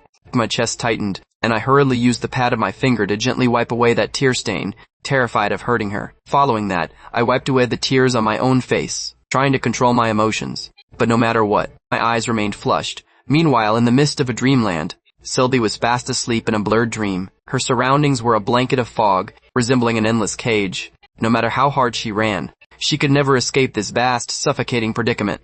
She squatted on the ground, wrapping both hands around her knees, her face completely covered in tear stains. Where exactly is this place? Why was she trapped here? Waves of terror surged into her heart, as if she were placed in a completely deserted land, the loneliness leaving her completely at a loss. She was afraid, truly afraid. If only Justin were by her side, he would definitely hold her tight, using his warm embrace to dispel all terror. But where was Justin? Justin? Where exactly was he? Her tears slid down like a gushing spring. She even felt that she was about to be completely swallowed up by this mist. Suddenly, a familiar voice rang out in her ear. That voice cut through the mist, carrying a reassuring power. "Sweetie," the voice was gentle, yet it shook her heart like thundering structures. Sylvie's body trembled, and she instinctively stopped crying. She was terrified that this was a hallucination, terrified that she would be deceived by empty hope once again. But when that voice rang out a second time, her heart instantly boiled over. "Sweetie, I'm here, sweetie. Hurry up and wake up." Her Justin had truly come. It wasn't her illusion, nor was it a phantom in a dreamland. He had truly come. A bright light flashed in her eyes, and she jumped up in pure excitement, her mood as if instantly soaring into the clouds. But right as she tried to answer Justin, she discovered that her throat seemed to be tightly gripped by an invisible hand. No matter how hard she tried, she couldn't make any sound at all. She wanted to yell his name out loud, but she could only open her mouth in total silence. Her tears flooded out once again. She couldn't call out Justin's name, unable to let him hear her response. Her excitement transformed into deep disappointment in a split second. She was still trapped in this mist, unable to break free. "Justin, what should I do?" she whispered in her heart. "Justin." I'm so scared, guarding and waiting. I kept watch by Sylvie's bedside the entire time, bloodshot lines filling my eyes, yet my gaze never left her despite the exhaustion. I called her name softly, trying to awaken the sleeping girl. "Sweetie, why aren't you waking up yet?" Sweetie is such a little lazy pig. "You can really sleep, sweetie. When you wake up, I'll make your favorite braised pork ribs for you. You must be craving it, right?" My voice was raspy, carrying a tenderness that was almost like a prayer. My lips were chapped, and my throat was burning with pain, yet I didn't care at all, only caring about pouring out my longing for her over and over again. Suddenly, I remembered the plot of Snow White, from fairy tales. The corner of my mouth twitched slightly, revealing a bitter smile. Snow White ate a poisoned apple and fell into a deep sleep. After the prince gave her a kiss, she woke up. "Sweetie, if I kiss you, you have to wake up, okay?" I bent my body down, my dry lips gently pressing onto her pale lips. Our lips stayed pressed together for 15 seconds, before I slowly raised my body back up. "Having kissed you for so long, my little fairy should be waking up now, right?" I muttered to myself, a trace of anticipation in my tone. Right at the exact second the words left my mouth, Sylvie's eyes suddenly snapped open. Tears of reunion flowed as our eyes locked. I froze for a second, then quickly reacted, my voice trembling due to the sheer excitement. "Sweetie, you're finally awake." Sylvie looked at me in front of her, with stubble all over my chin, having thinned down significantly, with bloodshot eyes, and looking completely haggard. Her tears instantly broke through a dam, and she cried almost completely uncontrollably. Justin, she wanted to call out my name, but discovered that she couldn't make any sound. Her heartache surged up like a tidal wave, leaving her almost unable to breathe. Sylvie bolted upright from the bed, drawing herself into my arms, holding me with all her might, as if trying to embed me right into her own body. My embrace was her safe harbor, and her only reliance. I also held her tightly in return. For this single hug, we had waited for way too long. Sylvie's face was pressed against my chest, my powerful heartbeat right by her ear. Tears continuously slid from the corners of her eyes, soaking through my clothes. I reached out to rub her head, and said softly, "Silly goose, I'm right here. Don't cry anymore." Sylvie raised her head, trying to make a sound once again. Her throat remained as though it were locked, and she couldn't speak no matter what. I noticed her abnormality, my brow locking in a tight furrow, as my hands gently cupped her face. "Sweetie, don't rush, take it slow." Sylvie's tears flooded out once again, desperately wanting to express something but completely powerless. My heart ached so much that my eyes turned hot. I pressed my forehead against hers, comforting her softly. "Don't cry, it breaks my heart." Seeing my tears, Sylvie forced herself to hold back her own tears, reaching out her hand to gently wipe away the ones on my cheeks. Her movements were gentle yet clumsy, looking as if she were soothing me, and also soothing herself. I grabbed her hand, placing it around my waist, then lowered my head, gently kissing her eyes, one kiss after another. So gentle, as if soothing an injured little animal. Within this brief moment of silence, Sylvie's heart gradually settled down. Her tears stopped, and my kisses also carried away the terror inside her heart. In the quiet night, there were still several hours left before dawn. Sylvie's head was pillowed on my arm, her small face tilted up as she watched me quietly. I looked down to gaze at her, my eyes completely full of tenderness. Sylvie reached out her hand, gently touching my face. Her fingertips brushed across my eyebrows, my eyelashes, the tip of my nose, my lips, my stubble, and even slid all the way down to my Adam's apple. She scratched it playfully, and seeing my Adam's apple bob up and down, a long-lost smile appeared on her face. Looking at her smile, the corners of my mouth also involuntarily turned up, as if finally achieving some kind of redemption. Sylvie played with my Adam's apple for a bit, then placed her hand over my eyes. I understood her meaning, and obediently closed my eyes. Her Justin needed to get a good night's sleep. Sylvie watched me quietly, listening to my heartbeat and feeling my breath. Her hand gently held my hand, her heart completely full of peace. At this exact moment, she felt as though she possessed the entire world. Meanwhile, in the midst of a dreamland, Sylvie was fast asleep in a blurred dream. Her surroundings were a blanket of fog, resembling an endless cage. No matter how hard she ran, she could never escape this vast, suffocating predicament. She squatted on the ground, wrapping both hands around her knees, her face completely covered in tear stains. Where exactly is this place? Why was she trapped here? Her heart was flooded with waves of terror, as if she were placed in a completely deserted land. The loneliness leaving her completely at a loss. She was afraid, truly afraid. If only Justin were by her side, he would definitely hold her tight, using his warm embrace to dispel all terror. But where was Justin? Her Justin? Where exactly was he? Her tears slid down like a gushing spring. She even felt that she was about to be completely swallowed up by this mist. Suddenly, a familiar voice rang out in her ear. That voice cut through the mist, carrying a reassuring power. "Sweetie," the voice was gentle, yet it shook her heart like thunder. Sylvie's body trembled, and she instinctively stopped crying. She was terrified that this was a hallucination, caused by empty hope deceiving her once again. But when that voice rang out a second time, her heart instantly boiled over. "Sweetie, I'm here. Sweetie, hurry up and wake up." Her Justin had truly come. It wasn't her illusion, nor was it a phantom in a dreamland. He had truly come. A bright light flashed in her eyes, and she jumped up in pure excitement, her mood as if instantly soaring into the clouds. But right as she tried to answer Justin, she discovered that her throat seemed to be tightly gripped by an invisible hand. No matter how hard she tried, she couldn't make any sound at all. She wanted to yell his name out loud, but she could only open her mouth in total silence. Her tears flooded out once again. She couldn't call out Justin's name, unable to let him hear her response. Excitement transformed into deep disappointment in a split second. She was still trapped in this mist, unable to break free. "Justin, what should I do?" she whispered in her heart. "Justin, I'm so scared." Guarding and waiting, I kept watch by Sylvie's bedside the entire time, my eyes filled with bloodshot veins, yet my gaze never left her despite the exhaustion. I called her name softly, trying to awaken the sleeping girl. "Sweetie, aren't you waking up yet?" Sweetie is such a little lazy pig. "You can really sleep. Sweetie, when you wake up, I'll make your favorite braised pork for you. You must be craving it, right?" My voice was raspy, carrying a tenderness that was almost like a prayer. My lips were chapped, and my throat was burning with pain, yet I didn't care at all, only caring about pouring out my longing for her over and over again. Suddenly, I remembered the plot of Snow White from fairy tales. The corner of my mouth twitched slightly, revealing a bitter smile. Snow White ate a poisoned apple and fell into a deep sleep. After the prince gave her a kiss, she woke up. "Sweetie, if I kiss you, you have to wake up, okay?"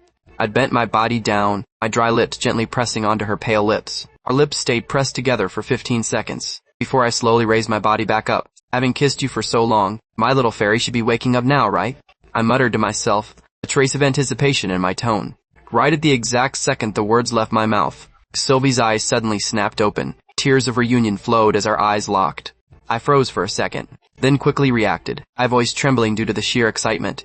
"Sweetie, you're finally awake." Sylvie looked at me in front of her, with stubble all over my chin, having thinned down significantly, with bloodshot eyes, and looking completely haggard. Her tears instantly broke through a dam, and she cried almost completely uncontrollably. "Justin," she wanted to call out my name, but discovered that she couldn't make any sound. Her heartache surged up like a tidal wave, leaving her almost unable to breathe. Sylvie bolted upright from the bed, throwing herself into my arms, holding me with all her might, as if trying to embed me right into her own body. My embrace was her safe harbor, and her only reliance. I also held her tightly in return. For this single hug, we had waited for way too long. Sylvie's face was pressed against my chest, my powerful heartbeat right by her ear. Tears continuously slid from the corners of her eyes, soaking through my clothes. I reached out to rub her head, and said softly, "Silly goose, I'm right here. Don't cry anymore." Sylvie raised her head, trying to make a sound once again, but her throat remained as though it were locked, and she couldn't speak no matter what. I noticed her abnormality, my brow locking in a tight furrow, as my hands gently cupped her face. "Sweetie, don't rush. Take it slow." Sylvie's tears flooded out once again, desperately wanting to express something but completely powerless. My heart ached so much that my eyes turned hot.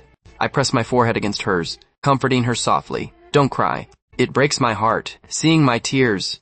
Sylvie forced herself to hold back her own tears, reaching out her hand to gently wipe away the ones on my cheeks. Her movements were gentle yet clumsy, looking as if she were soothing me and also soothing herself. I grabbed her hand, placing it around my waist, then lowered my head, gently kissing her eyes. One kiss after another, so gentle, as if soothing an injured little animal. Within this brief moment of silence, Sylvie's heart gradually settled down. Her tears stopped. My kisses also carried away the terror inside her heart. There were still several hours left before dawn. Sylvie's head was pillowed on my arm, her small face tilted up as she watched me quietly. I looked down to gaze at her, my eyes completely full of tenderness. Sylvie reached out her hand, gently touching my face. Her fingertips brushed across my eyebrows, her eyes, her eyelashes, the tip of her nose, her lips, her stubble, and even slid all the way down to my Adam's apple. She scratched it playfully, and seeing my Adam's apple bob up and down, a long-lost smile appeared on her face. Looking at her smile, the corners of my mouth also involuntarily turned up, as if finally achieving some kind of redemption. Sylvie played with my Adam's apple for a bit, then placed her hand over my eyes. I understood her meaning, and obediently closed my eyes. Her Justin needed to get a good night's sleep now.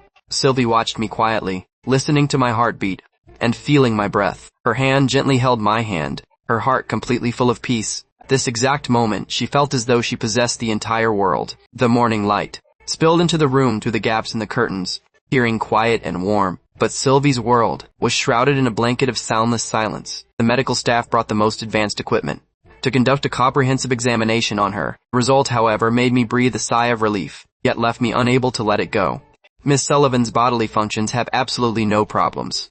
But regarding her inability to speak, it might naturally recover in a few days, or it might never recover at all. The doctor's tone was calm, yet it pierced into my heart like a sharp blade. Butler Jang reported the situation to Mr. Sullivan, who was far away abroad. After that, the other end of the phone fell into a long silence. Mr. Sullivan had never expected that his daughter would end up like this. Keeping her in a good mood seemed to have become the key to her recovery. Out of options, he could only compromise, permitting me to stay by her side for the time being. After the medical staff and Butler Zhang left, only Sylvie and I were left in the room. I held her as we sat on the sofa, my hand gently stroking her hair. Every movement was incredibly gentle. My heart ached as if pierced by 10,000 needles. I remembered her voice, remembered the way she called out for Justin over and over again. That voice was like heavenly music, especially when she acted cute and clingy. It could always make me smile. But now, all of this had become a luxury. Sweetie, I suppressed the agony in my heart, and said in a low voice, the heavens are just playing a temporary trick on us. My sweetie is such a lucky girl. She will definitely recover very soon. I tried to comfort her with a light tone. During this time, you'll just have to listen to me talk a bit more, even though my voice isn't as nice to hear as yours. Sylvie opened her small mouth slightly, wanting to object. She didn't think that at all. She felt my voice was the best one to listen to. But the exact moment she opened her mouth, she realized once again that she could no longer make any sound. Her heart seemed to be tightly gripped by an invisible hand, and even her breathing became heavy. She lowered her head, not wanting me to see the tears in her eyes, but I still noticed her emotional shift. A surge of self-blame and helplessness flooded my heart. I really hated myself. I originally wanted to comfort her, yet I only ended up making her even sadder. My fists instinctively clenched tight, my knuckles turning white, as a deep sense of powerlessness completely consumed me. Sylvie saw my clenched fists. She knew I was suppressing my emotions. She reached out both hands to hook around my neck, pulling herself close to me, and gently pressed her lips against mine. Her kiss was soft yet firm, one after another, as if soothing me, and also as if telling me that she didn't blame me, and that she would be fine. My fists slowly relaxed, my hand brushing up her back, as I began to return her kiss. My movements were just as gentle, yet carried a deep love and heartache. This kiss contained far too much emotion. There was pain, there was a promise, and there was anticipation for the future. We kissed until we were breathless, tears glistening at the corners of our eyes, before we finally reluctantly pulled apart. After resting for a moment, Sylvie took my hand and led me to the bedroom. She gave me a gentle push, signaling me to get onto the bed and rest. I raised an eyebrow and teased her on purpose. Sweetie, are you plotting something untoward against me? Sylvie's small face instantly flushed crimson. She raised her soft fists and lightly thumped my chest twice, her eyes completely full of bashful annoyance. She originally wanted to thump me a few more times, but seeing how exhausted I looked, she ultimately let me off out of heartache. Alright, I'll get in bed, okay? I surrendered with a laugh. I'll allow you to do whatever you want with me. Sylvie bit her lower lip, staring at me resentfully with her large eyes, her gaze looking like a warning to stop talking nonsense. Looking at her flushed, small face, I couldn't help but reach out and rub her fluffy hair. Sleep with me. Sylvie nodded, pulled aside the quilt and lay down. Before long, my breathing became even, clearly fast asleep. Seeing that I had fallen asleep, Sylvie then carefully slipped out of bed, She dialed the internal line of the estate, and a short while later, Butler Zhang appeared at the bedroom door. Sylvie handed him a note she had written. Butler Zhang nodded and left silently. Returning to the bedroom, Sylvie lay back down beside me, her gaze never leaving my face for a single second. She watched me quietly, as if wanting to carve my image deeply into her heart. No matter how much she looked, it didn't feel like enough. Her fingers gently touched my eyebrows, my eyes, my nose, my lips, and even my stubble. Those familiar contours, those details she had thought of day and night, were right before her eyes at this moment. This real sense of presence filled her heart with absolute satisfaction. Suddenly, a thought surfaced in her mind. Her inability to speak didn't seem to be entirely a bad thing. If she fell ill, her father would allow Justin to come see her. Now that she couldn't speak, her father even allowed Justin to stay by her side. So if her father could always allow them to stay together like this, she would rather never speak again in the future. This thought made her feel both heartbroken and relieved. As long as I existed in her world, it seemed everything else became unimportant. I slept for a very long time, not waking up until it was close to evening. During these past days, I had experienced infinite anxiety and torment in Capital City, but I finally found a moment of peace by Sylvie's side. The exact moment I opened my eyes, I saw Sylvie's face right within reach. Her hand was gently pinching and rubbing my face, her movements carrying a bit of playfulness, yet full of love. I looked at her with a smile, letting her do as she pleased. Sylvie had wanted to do this for a long time. She had been holding back earlier out of fear of disrupting my sleep. Now she finally stopped restraining herself. After a short while, Sylvie pointed to the side, where some neatly arranged clothes and a bath towel were placed. Signaling that I should go wash up, I gave an understanding smile. Sweetie, then I'll go take a shower first. Sylvie nodded, then reached out to touch my stubble, a hint of disdain showing in her eyes. Seeing what she meant, I teased, "Are you going to help me shave in a bit?" Sylvie nodded seriously, indicating she was willing. Very soon I finished my shower, changed into clean clothes, and walked out of the bathroom. The clothes fit perfectly, clearly prepared by Sylvie ahead of time. My heart warmed. Only she understood me so well. Sylvie pulled me over to sit in front of the vanity, picking up the razor to prepare to help me shave. Sitting on the stool, I inadvertently caught sight of the wooden sandalwood comb on the vanity. That was the gift I had given her. I imagined that during those days, the girl must have stared at this wooden comb every day, thinking of me and longing for me. This little silly goose always left me overwhelmed with emotion. My nose suddenly went a bit sour, but I suppressed my emotions, not letting Sylvie notice. Sylvie leaned forward slightly, holding the razor, and carefully began shaving my beard. Her movements were focused and gentle, as if fulfilling a sacred mission. I looked at her, my heart full of joy, but at the same time, I couldn't help but feel a wave of loss. In my memory back at the apartment, whenever the girl helped me shave, she would always chatter non-stop. That sweet voice was like the most beautiful music in the world, but now she didn't utter a single word, and the absolute silence in the room made my heart ache for her. I opened my mouth softly, breaking the silence. "Sweetie, do you know? Every time you help me shave, I love listening to you talk the most. I remember every single word you've said." When Sylvie heard this sentence, her movements paused slightly, and a flash of sorrow passed through her eyes. She forced out a slight smile, gently patting my shoulder with her hand, signaling me to rest easy. Her fingers touched my face, as if using a silent language to tell me not to worry, and that she would be fine. After Sylvie finished shaving my beard, her eyes were entirely filled with tenderness and satisfaction. She looked at my clean and refreshed face, a sweet smile curling at the corners of her mouth, as if the happiness of this moment had already filled her entire world. Looking at her smile, my heart turned completely soft. I gazed at her with a gentle look, gently pulling her onto my lap. With one arm around her slender waist, I rubbed her hair with my other hand, then lowered my head, planting a gentle kiss on her forehead. "Silly goose, seeing you smile makes my whole world light up," said softly. My tone so doting it was intoxicating. Sylvie didn't speak. She just looked at me with a smile. Her eyes seemed to be completely full of stars, as if answering silently, "Being with you makes me the happiest too." Just at this moment, my stomach suddenly let out a rumbling sound, breaking this quiet serenity. An embarrassing look instantly surfaced on my face. Sylvie couldn't help but burst into laughter, stretching out her small hand to gently touch my stomach. Immediately following that, she gave my face a loud peck, then quickly leaped down for my embrace. She walked over to the internal phone line and pressed the button. Before long, a servant brought over the prepared dishes. Sylvie pulled me over to sit down in front of the coffee table. Looking at a table completely full of exquisite dishes, a flash of surprise crossed my eyes. "This is way too sumptuous," I exclaimed as I picked up my chopsticks and began to eat heartily. I was truly starving, eating quickly and robustly, which startled Sylvie into covering her mouth and giggling to the side. With her chin resting on both hands, Her eyes were entirely filled with amusement, watching my wolfing down state, feeling that I looked absolutely adorable. Halfway through the meal, noticing her gaze, I explained somewhat embarrassedly, I really was too hungry. Sylvie nodded with a smile.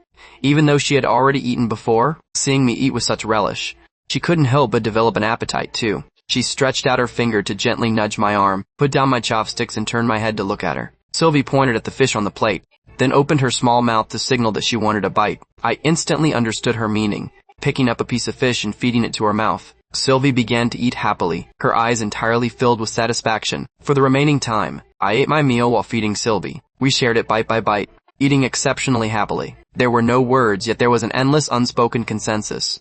After the meal, I rubbed my stomach, which was stuffed to the brim, unable to stand comfortably or sit comfortably, involuntarily pacing back and forth across the floor. Looking at my comical state, Sylvie couldn't help but laugh out loud. Sylvie pulled me over to the balcony, turning on the nightlight. Set against the glow of the illumination, the entire balcony appeared cozy and dreamlike. The green plants, fresh flowers, and small round table and chairs all exuded a poetic romance. We stood in front of the balcony railing, listening to the rustling of the leaves, feeling the evening breeze. There were absolutely no words, yet it was enough to make each other feel pure joy. I took hold of Sylvie's hand, giving it a gentle squeeze. Sylvie looked up toward me, her gaze as gentle as water. Our world grew so quiet that only our respective breathing remained, along with the whispers of the gentle breeze. The night grew deep, and we lay in bed gazing at each other. Sylvie had a lot of words she wanted to say to me, but she couldn't open her mouth. That sense of helplessness rushed up like a tidal wave, submerging her. Her throat couldn't utter a single word, unable to even call out Justin's name. A flash of agony passed through her gaze. An ability she once possessed was now suddenly lost. This kind of feeling was incredibly difficult for her to accept. Something she used to take for granted had now become an unattainable luxury. I seemed to read her emotions, taking hold of one of her hands, spreading her palm open. My index finger gently traced something in her palm, stroke by stroke. Each movement was slow and gentle. Sylvie watched me, her eyes gradually growing moist. The moment she understood the phrase I traced, a sweet smile blossomed on her face. Those words, I love you, required no sound. Merely written in her palm, it was deeply imprinted into her heart. Tears glistened in Sylvie's eyes. She felt her world was complete at this moment. With me by her side, even as she couldn't speak, she felt it was entirely enough. She pulled close to me, gently pressing her lips against mine. Her movement was gentle and affectionate, as if responding to me in a silent way. I love you too, and will love you forever. The next day, Summer arrived at the Sullivan family estate. Ever since learning that Sylvie had fallen ill, her heart had been anxious and unsettled. Now that she could finally see Sylvie, she burst into the room impatiently. The exact second she saw Sylvie, Summer's eyes instantly turned moist. She ran over and hugged Sylvie tightly, saying in a raspy voice, "Sweetie, you scared me to death." Sylvie also held her in return, gently patting her back, indicating that she was fine. The two of them sat down on the sofa. Summer looked at Sylvie, couldn't help but ask again, "Sweetie, are you okay right now?" Sylvie nodded, a flat smile appearing on her face, looking as if she were soothing Summer's emotions. Looking at her, Summer's mood only grew increasingly heavy. She knew Sylvie could no longer speak, and her heart ached to the absolute extreme. With a red rim around her eyes, she said, "Sweetie, you will definitely get better." Sylvie nodded, still unable to open her mouth. Looking at her in this state, Summer could no longer hold it in. Her tears dropped down one by one, her voice choking up. "Oh, sweetie, why did you end up like this?" Seeing Summer cry, Sylvie couldn't control her own emotions either, her tears falling right along with hers. For a moment, the two of them held each other, weeping in a big huddle. At the same time, I followed Butler Zhang to the garage. At a single glance, I spotted my own standard commercial vehicle. Compared to the surrounding fleet of luxury cars, it looked completely out of place. Inexplicably uncomfortable feeling rose in my heart. I silently retrieved my computer and clothing, preparing to head back. Originally, Butler Zhang could have handled these chores on my behalf, but I wanted to give Sylvie and Summer some space to be alone together. I made the trip personally. On the way back, I looked around at everything in the Sullivan family estate. Everything here appeared luxurious and exquisite, completely reeking of wealth. Every single building, every decoration seemed to remind me that the gap between Sylvie and me was just so vast. My gaze, inadvertently, swept over two servants who were trimming the greenery. They were whispering about something in low voices. When I looked over, the two of them immediately averted their eyes, pretending as if nothing were wrong. I withdrew my gaze and continued walking back. I knew these people must be muttering in their hearts. How could a poor boy be a match for the eldest young lady of the Sullivan family? Perhaps their thoughts were exactly the same as Mr. Sullivan's. If I had enough money and status, these people would probably shut up. But I didn't. I didn't have anything at all. I stood in the night wind, deep in thought. Originally, I wanted to give Sylvie and Summer some more time alone together, but in the end, I chose to go back inside. The moment I pushed open the door, my eyes fell upon Sylvie on the sofa. Her eyes were slightly red and swollen, and there were obvious traces of crying on her face. This scene was like a thin needle, piercing right into my heart, bringing a wave of sharp sorrow over me. "Sweetie Summer, I'm going to the bedroom to write something," I said softly, doing my best not to let my emotions show. I turned and walked toward the bedroom, closing the door behind me. Sylvie looked down at her phone screen, her fingers rapidly tapping the keyboard. "Summer, I'm really fine. Don't worry about me." The words on the screen were clearly calm, yet they couldn't conceal the turmoil in her heart. Summer gripped Sylvie's hand, her tone firm yet carrying a trace of earnest pleading. "Sweetie, you will definitely get better. Believe me, you won't stay like this forever." Sylvie nodded, but in her eyes, a flash of complex emotion passed through. She typed out a line. "If I hadn't fallen ill and into a coma, Dad would never have let Justin stay." Between the words, her fingertips trembled slightly. As if through the screen, she was telling a heavy story. Summer fell silent for a moment, then spoke up. "Do you know, sweetie, Justin really loves you so much." At the entrance of the Sullivan family estate, he foolishly kept watch for so many days. Even when I urged him to go to a hotel to rest, he wouldn't. He just ate in the car, and kept watch in the car, all just to fight for a chance to see your father, so that the two of you could continue to be together. These actions of his, even I, as a bystander, was deeply moved. Listening to Summer's words, Sylvie's eyes turned moist again. She typed out a string of words. "I only heard about these things from Butler Zhang too. Justin has never told me." She looked up toward the direction of the bedroom, her eyes completely full of tenderness and gratitude. "Justin is the best gift heaven has ever sent me. I must stay with him forever." After she typed out this line of text, she looked at Summer with a determined gaze. Summer let out a deep sigh. Why is it so hard for people who truly love each other to be together? A bitter smile squeezed out from the corner of Sylvie's mouth, yet it carried a bit of resignation. In her heart, she knew perfectly well that no matter how difficult the future might be, she was willing to walk hand in hand with Justin. After Summer left, Sylvie walked into the bedroom. Seeing her come in, I hurriedly stood up, pulled her onto my lap, and sat on the chair in front of the vanity mirror. I wrapped one arm around her waist, while my other hand lightly clicked the mouse. The screen displayed the novel I was currently writing. "Sweetie, my new novel is a hit." I turned my head to look at her, a hint of pride in my tone. Sylvie's gaze stared tightly at the screen. Seeing that my work had received so much love, a brilliant smile blossomed on her face, her eyes looking as if they were completely full of stars. She had no way to express it with language, so she just gently leaned over and imprinted a kiss upon my lips. I was amused by her action, and we smiled at each other, our smiles completely full of unspoken consensus and sweetness. If you hadn't encouraged me back then, this novel of mine would have flopped long ago. I teased on purpose, putting on a display of self-deprecation. Sylvie blinked her eyes and smiled gently, her face completely full of pride, looking as if she were saying, "Jerky Justin really knows how to brown nose." I laughed and pinched her little nose.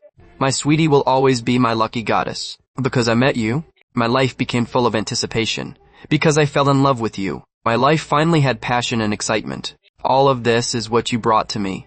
Listening to these words, the happiness overflowing from Sylvie's face became increasingly obvious. He opened her mouth, silently forming the shapes of the words, "slick-tongued." I burst out laughing. "I am not slick-tongued. Sweetie, you are just my lucky goddess. Without you, I might never have found a direction to work hard for." I rubbed her fluffy little head and said with total seriousness, "Sweetie, no matter whether your voice can recover in the future or not, you must spend every day happily. I will stay by your side and stay with you forever. As long as we are together, we can get over any hurdle." Sylvie nodded, responding to me with lip movements. "I know." Suddenly remembering something, I asked, "Had you ever heard the song You Are My Eyes?" Sylvie shook her head, puzzlement in her eyes. "Then I'll sing a couple of lines for you, but I'm completely tone deaf. So you can't mock me," I said, making an exaggerated display. Sylvie smiled and shook her head, saying with lip movements, "I won't." I cleared my throat and began to sing. If I could see, I could easily tell day from night.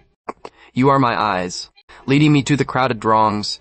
The singing wasn't perfect, but the emotion in the lyrics deeply moved Sylvie. She listened quietly, her eyes gradually turning moist. Seeing her tears after I finished singing, I reached out my hand to gently wipe them away for her. "Sweetie, I can be your ears, be your eyes, be your hands, and be your everything." Sylvie gazed at me quietly, her eyes completely full of complex emotions. Tears of emotion slid down, yet she suddenly broke into a laugh through her tears, her lips opening and closing. As she teased me with silent lip movements, "Mean Justin, Your singing is truly horribly bad. I clutched my chest in an exaggerated manner, a face completely full of a wounded expression.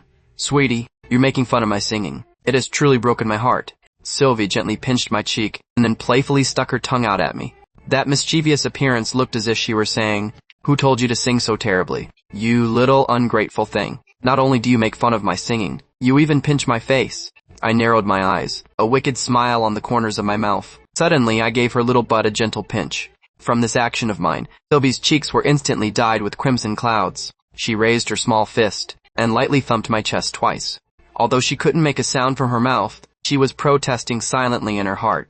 "Jerky Justin, you are horrible. How dare you pinch my butt?" Looking at her bashful appearance, my smile grew even deeper. "Sweetie, you have to keep writing your novel to the end too, you know."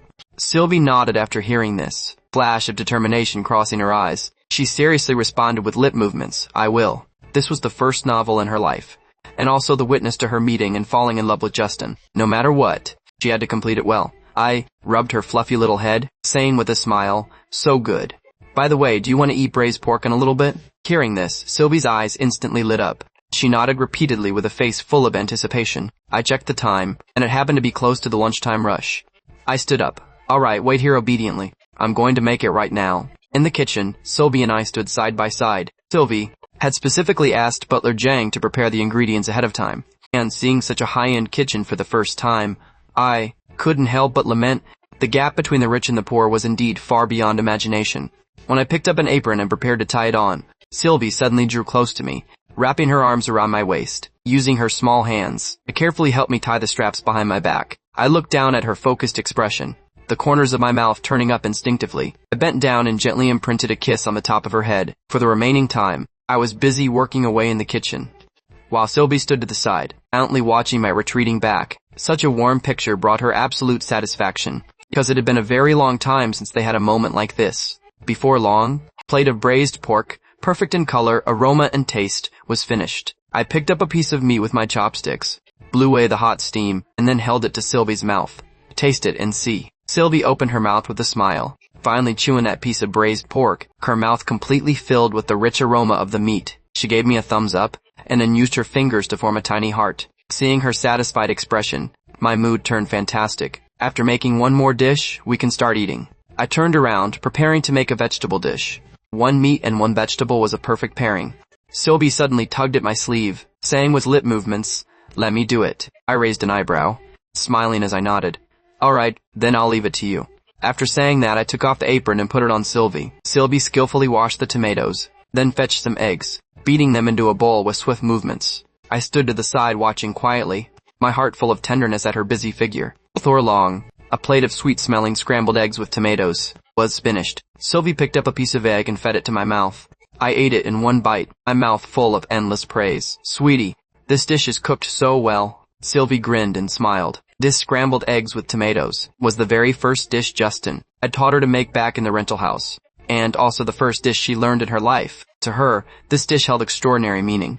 Laid out on the dining table were the braised pork, the scrambled eggs with tomatoes, and 2 bowls of rice. Sylvie and I sat side by side, enjoying this simple, yet incredibly warm lunch. I watched her eat with great relish, a good amount of oil staining her lips, and I couldn't help but smile. Picked up a tissue and gently helped her wipe the corners of her mouth. Sylvie obediently enjoyed my care. We ate with absolute satisfaction, just like those ordinary days when we were back, Huanxing City. Simple yet making one nostalgic. After the meal, Sylvie and I returned to the room on the 3rd floor. Sylvie pulled out an album and sat down beside me, handing the album over to me. I flipped open the album, and the first drawing was a pencil sketch, the retreating back of a boy sitting in front of a computer writing his novel. Looking at myself in the drawing, I couldn't help but burst out laughing. I didn't expect even my retreating back to look this handsome. What a pleasant surprise. Sylvie rolled her eyes, using silent lip movements to complain, "Narcissist." I raised an eyebrow and argued back, "But what I said is the truth." Sylvie rolled her eyes once more, muttering with lip movements, "Super narcissist." I touched my own face, saying smugly, "This face is boundlessly handsome." Sylvie couldn't help but chuckle out loud, silently complaining in her heart, "Jerky Justin. His skin is practically thicker than a city wall," but she had to admit that he really was very handsome. She opened her mouth to form the lip movements. It's about to make me faint from how handsome it is." I burst out laughing, responding with satisfaction. Consider it a sign of your good taste. The next page of the album was a drawing of a boy's sleeping face. the picture lifelike. I stared at this drawing for a good while, raised an eyebrow and asked, "Sweetie? Confess honestly. Wasn't this secretly drawn while watching me sleep?" Sylvie's cheeks turned slightly red. Even though the truth was exactly so, she wasn't about to admit it. During that period of time, my sleeping face had long been deeply etched into her mind, becoming her source of inspiration for drawing this picture. I rubbed her head, my eyes entirely filled with tenderness. I was very curious about what this little silly goose was thinking about in her head when she secretly watched me sleep. The third page of the album was a picture of two people sharing an umbrella in the rain. My heart contracted violently. This was precisely the scene from when we first met, and also the pattern on the cake for my birthday. That night the girl left. I felt as though the entire world had lost its color, my heart aching to the absolute extreme. I turned my head to look at Sylvie. Our eyes locked, and we didn't need to say anything. A single glance was enough to read each other's hearts. The remaining pages of the album recorded, respectively, the beautiful times we had spent together, the night watching fireworks together, the days riding the electric scooter, the afternoon holding the little kitty. Every single drawing carried our precious memories. When flipping to the very last page, I closed the album, looked up at the girl, my eyes full of tenderness. "Sweetie, can you give this album to me?" Sylvie smiled and nodded after hearing this, responding with silent lip movements. "Of course you can." I also revealed a satisfied smile, holding the album in my hands, as if holding the most precious treasure in the world. I flipped to the blank space on the final page, narrowing my eyes, my tone carrying anticipation. "Sweetie, you have to help me draw on this page later too." Sylvie looked down at the blank page, opening her mouth with a face full of confusion, asking with lip movements, "Draw what?" I deliberately kept her in suspense. "Guess." Sylvie knitted her brows, tilting her head to ponder for a while, but she still couldn't guess the answer. Looking at her adorable, blank expression, I couldn't help but reach out and gently scratch the tip of her nose. "Silly goose, it's obviously a picture of you wearing a wedding dress, and me wearing a suit. The scene of us getting married." Hearing these words, across Sylvie's face, a sweet smile instantly blossomed. In her mind, the scene of them stepping into the marriage hall surfaced. The pure white wedding dress, the solemn suit, the blessings filling the hall. That would definitely be the happiest moment of her life. But thinking of her father's attitude toward Justin, Sylvie's smile gradually receded, her expression turning a bit downcast. However, she quickly shook off these thoughts, revealing a determined expression once more, as she looked at me and nodded forcefully. She firmly believed that no matter what obstacles they encountered, they would definitely walk into the hall of marriage happily, and walk through a long life together. Her hand gently pinched the blank page I had turned to, and then flipped to the page behind it. A brand new blank page was displayed in front of the two of them. Sylvie looked up at me, her eyes completely full of anticipation. "We have to draw on this page later too?" I asked her. Sylvie smiled and nodded, responding with lip movements. "Of course we have to draw." I rubbed my chin, and began to mutter to myself, "Then let me think. What else can we draw?" Suddenly, my eyes lit up, a wicked smile appearing on the corners of my mouth. "I've got it. Draw a picture of our family of 3, the kind with a little baby." After Sylvie heard this, a shy blush surfaced on her face. She had actually thought about this scene long ago, but being spoken of so bluntly by me still made her feel a bit embarrassed. I continued to tease her. "Sweetie, do you think we will give birth to a boy or a girl in the future?" Sylvie's small face grew even redder. She opened her mouth and said with lip movements, "A boy or a girl? Of course that's decided by you. I can't decide that, can I?" I burst out laughing, placed the album on the coffee table, took the opportunity to pull the girl onto my lap. I looked at her seriously. "Of course I know it's decided by me, but are we just chatting casually? Sweetie, do you prefer a boy or a girl?" Sylvie pouted her lips, thought for a while, and then opened her mouth to answer with lip movements. "A boy, I guess." I raised an eyebrow, and asked on purpose, "Why?" The corners of Sylvie's mouth curved up, responding with lip movements. "Of course it's because I want a little Justin." Hearing the words, "little Justin," my mind instantly grew hot, and I almost let my thoughts wander to the gutter. I hurriedly cleared my throat. "But a smelly brat like me wouldn't be good. I actually hope we have a girl in the future, just like Sweetie." Speaking up to this point, my tone softened, my eyes completely full of longing. If their daughter could be as cute and kind as Sylvie, I felt I could wake up laughing even from a dream. When the time comes, I will definitely become a complete daughter's slave. Sylvie, however, did not agree with my view. She opened her mouth to argue back with lip movements. "But I want a boy more." The two of them actually had a disagreement over the gender of their future child. Clicked my eyes, having a sudden idea. "How about this? We'll have 2. One boy and one girl. What do you think?" Hearing this, Sylvie couldn't help but reach out and gently pinch my face, her face full of helplessness. Having 2 children, how could anyone guarantee it would be one boy and one girl? What if both times were boys? Or both times were girls? She opened her mouth to remind me with lip movements. It could also be 2 boys or 2 girls, you know.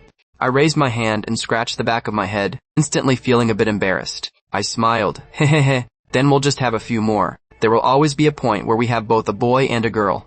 Upon hearing this, Sylvie immediately pouted her lips, saying with lip movements with a face full of displeasure, "Mean Justin, giving birth to so many babies. Are you trying to tire me to death?" Although she complained with her mouth, a shy blush surfaced on her face. I teased her on purpose, sweetie. How about we have a few more babies? It would be best to form a soccer team. What do you think? Hearing the words, soccer team, Sylvie's expression instantly changed. She calculated rapidly in her mind. A soccer team actually requires 11 people. Giving birth to 11 babies, just thinking about it made her feel terrified. Carrying a baby takes about 10 months, which is practically a year. 11 babies would be 11 years. Her small head shook like a rattle. Definitely not. Absolutely not. But Sylvie still made a final compromise. Opened her mouth and seriously said with lip movements, "A soccer team? That is absolutely impossible. My bottom line is a maximum of 3. Looking at her attitude of absolute determination, I couldn't help but laugh. Originally it was just a joke, but I hadn't expected the girl to actually take it seriously. I rejoiced secretly in my heart. There was an unexpected harvest. The girl had actually agreed to give birth to 3 babies for me. Alright, 3 it is. I grinned and laughed, my heart bursting with joy. Thinking of the future family of 5, I felt that life was simply too beautiful. The gentle breeze on the balcony blew softly. Sylvie and I sat facing each other, writing my novel while enjoying the gentle breeze, which was very pleasant. Sylvie would occasionally look up secretly, glancing at me opposite her. Gazing at my serious and focused appearance, the corners of her mouth would always turn up involuntarily into a sweet smile. I occasionally noticed her gaze, looking up to meet her eyes, and the 2 of us burst out laughing in unison. This heartbeat of unspoken consensus made our world seem as if an extra layer of soft light had been added. After finishing the writing session, Sylvie picked up her violin and stood in front of me, gently playing Für Elise. The melodious violin music echoed on the balcony. I watched her quietly, my eyes completely full of admiration. I had heard her play the piano version of Für Elise before, but I hadn't expected her violin playing to be so moving as well. I couldn't help but applaud for her, my face written completely with pride and approval. My girl is truly too excellent. I muttered softly in a low voice, my gaze completely full of doting love. In the evening, after I took a shower, I sat on the sofa and pulled out my phone to reply to messages from Gary and Kevin. These 2 brothers, ever since I came to Capital City, had been constantly concerned about my situation. In the group chat of the 3 of us, I truthfully mentioned Sylvie's condition, as well as my current state of life. Handsome guy for you, Justin. Does this mean you won't be able to return to Ching City anytime soon? Looking at Gary's message, I couldn't help but fall into deep thought. I really wanted to have a proper talk with Sylvie's father, Mr. Sullivan. The other party had never returned to the Sullivan family estate. As for the girl's mother, I hadn't even met her face to face yet. I could only infer from clues that her attitude towards Sylvie might be extremely cold. Thinking of the girl's situation, a bit more worry was added to my heart. Although on the surface she was gradually adapting to the fact that she couldn't speak, no one could guarantee whether she would suddenly break down at any given moment. I made up my mind that no matter what, I would always stay by her side. But at the same time, I also worried about Andy, who was boarded at the pet shop in Ching City, as well as my own job. Thinking of these things, I ultimately tapped out a reply. Justin, it seems so. Handsome guy for you, Justin. Then you must take good care of sister-in-law, and take good care of yourself too. Justin, I will. Peter Pan, brothers are waiting for you to come back. Justin, handsome guy for you, Peter Pan. Kevin, come out and have a drink. Peter Pan, going out to drink at this hour? Handsome guy for you, just come out. Anyway, tomorrow is a day off. Peter Pan, alright then. Handsome guy for you, Justin. You won't be able to drink for this round, so don't crave it, followed by a smirking emoji. Justin, don't get smug. Just wait until I get back and drink both of you under the table. Handsome guy for you. We'll see who ends up under the table when the time comes. Peter Pan, Gary is right, followed by a grinning emoji. Looking at the phone screen, I shook my head and laughed. These 2 guys really need to be put in their place every single day. Just then, Sylvie walked out of the bathroom after finishing her shower, wearing a pink pajama dress that exuded a faint fragrance. The moment I looked up, our eyes locked instantly. Sylvie walked over and sat down beside me, opening her mouth to ask with lip movements, "What are you doing?" "Just chatting in the group with Gary and Kevin for a bit," she answered, handing the phone to her casually. "See for yourself." Sylvie took the phone, deliberately shielding the screen mysteriously with one hand, while her other hand rapidly operated it, looking like she was checking up on me. Watching her secretive actions, I couldn't help but chuckle out loud. This girl is truly amusing, I thought to myself. After a short while, Sylvie handed the phone back to me, a playful smile hanging on her face. I picked up the phone to take a look. The lock screen background had already been changed to her photo. I was stunned for a moment, then burst out laughing, rubbing her small head. "Marking your territory?" Sylvie tilted her small face up, pouting her lips as she responded with lip movements. "Is that not allowed?" I smiled helplessly. "It's allowed. Of course it's allowed. Even if it weren't, I'd have to allow it." Hearing my answer, Sylvie knit her elegant brows slightly, giving me a harsh glare. "Mean Justin. What is that supposed to mean? Was he actually unwilling to set her photo as his phone wallpaper? She is clearly his girlfriend, so she has every right to dominate his phone screen, making sure he sees her every single time he checks his phone." Sylvie reached out both of her small hands, firmly pinching my cheeks, said bossily with lip movements, "It must be allowed." Looking at her unyielding manner, I couldn't help but laugh, leaning my head forward and gently kissing her lips. The originally serious girl instantly broke character, the expression on her face softening completely as she smiled sweetly. I opened the phone photo album and handed it to her. "Pick another one." Sylvie blinked her eyes in confusion, asking with lip movements, "Why?" "To change my WeChat avatar," I explained. Hearing this, Sylvie's eyes instantly lit up, and she smiled like a little kid who had stolen some honey. She rejoiced secretly in her heart. If my WeChat avatar was changed to her photo, then wouldn't everyone who knew me be able to know about her existence? Thinking up to this point, her eyes darted around as she said playfully with lip movements, "If the girls who secretly admire you see it, how heartbroken will they be?" When I heard these words, my eyebrows instantly shot up, a tone carrying a warning. "Keep teasing me and I'll teach you a lesson." Sylvie stuck her tongue out, her eyelids blinking, as she stared at me with a pair of watery big eyes, that gaze looking as if it were saying, "Would you really have the heart to?" My Adam's apple bobbed up and down involuntarily, a surge of excitement coursing through my heart. This girl could truly make a person restlessly impatient. Sylvie suddenly straddled onto my lap, her two small hands hooking around my neck, her small head nuzzling against my chin. This coquettish action caused a wave of heat to rise in my chest. She raised her head to look straight into my eyes, asking with lip movements, "Are you still going to teach me a lesson?" My gaze gradually grew scorching hot, and my breathing became heavy as well, my body temperature seeming to rise bit by bit. Noticing my change, Sylvie's cheeks involuntarily flushed with a crimson glow. But this time, she didn't run away. She bit her lower lip, looking as if she had made some major decision. She gently opened her mouth, saying with lip movements, "Back to the bedroom." I nodded. Sylvie wrapped her two legs tightly around my waist, and I only felt my blood pressure soaring upward. After the girl finished her shower, the fragrant scent drifting from her body burrowed straight into my nasal cavity. Her pajama dress rode up due to her movements, revealing a patch of snow-white skin. My eyes involuntarily darted downward, and my throat grew inexplicably dry. I steadied my mind, stood up while holding the girl, supporting her butt with one hand, and holding her waist with the other. The short distance of just dozens of meters from the living room to the bedroom felt exceptionally difficult to me. The palms of my hands were burning hot, and my heartbeat accelerated increasingly. With great difficulty, I placed Sylvie onto the bed. I wanted to stand up, but found that the girl's legs were tightly locked around my waist, refusing to let me leave. I licked my dry lips, letting out a deep breath. "Sweetie, open your legs." Sylvie's eyes stared straight at me, her small head shaking slightly, a trace of stubbornness showing in her gaze. I let out a long sigh, screaming in my heart that I was about to break down. I reached out my hand, trying to pull Sylvie's pajama dress down slightly, only to find that this action was completely futile. A glimpse of her pure white lace underwear was clearly visible. My throat went dry, and even my breathing became heavy. "Be good, let go." My voice was so raspy it sounded as if it were squeezed out from my chest.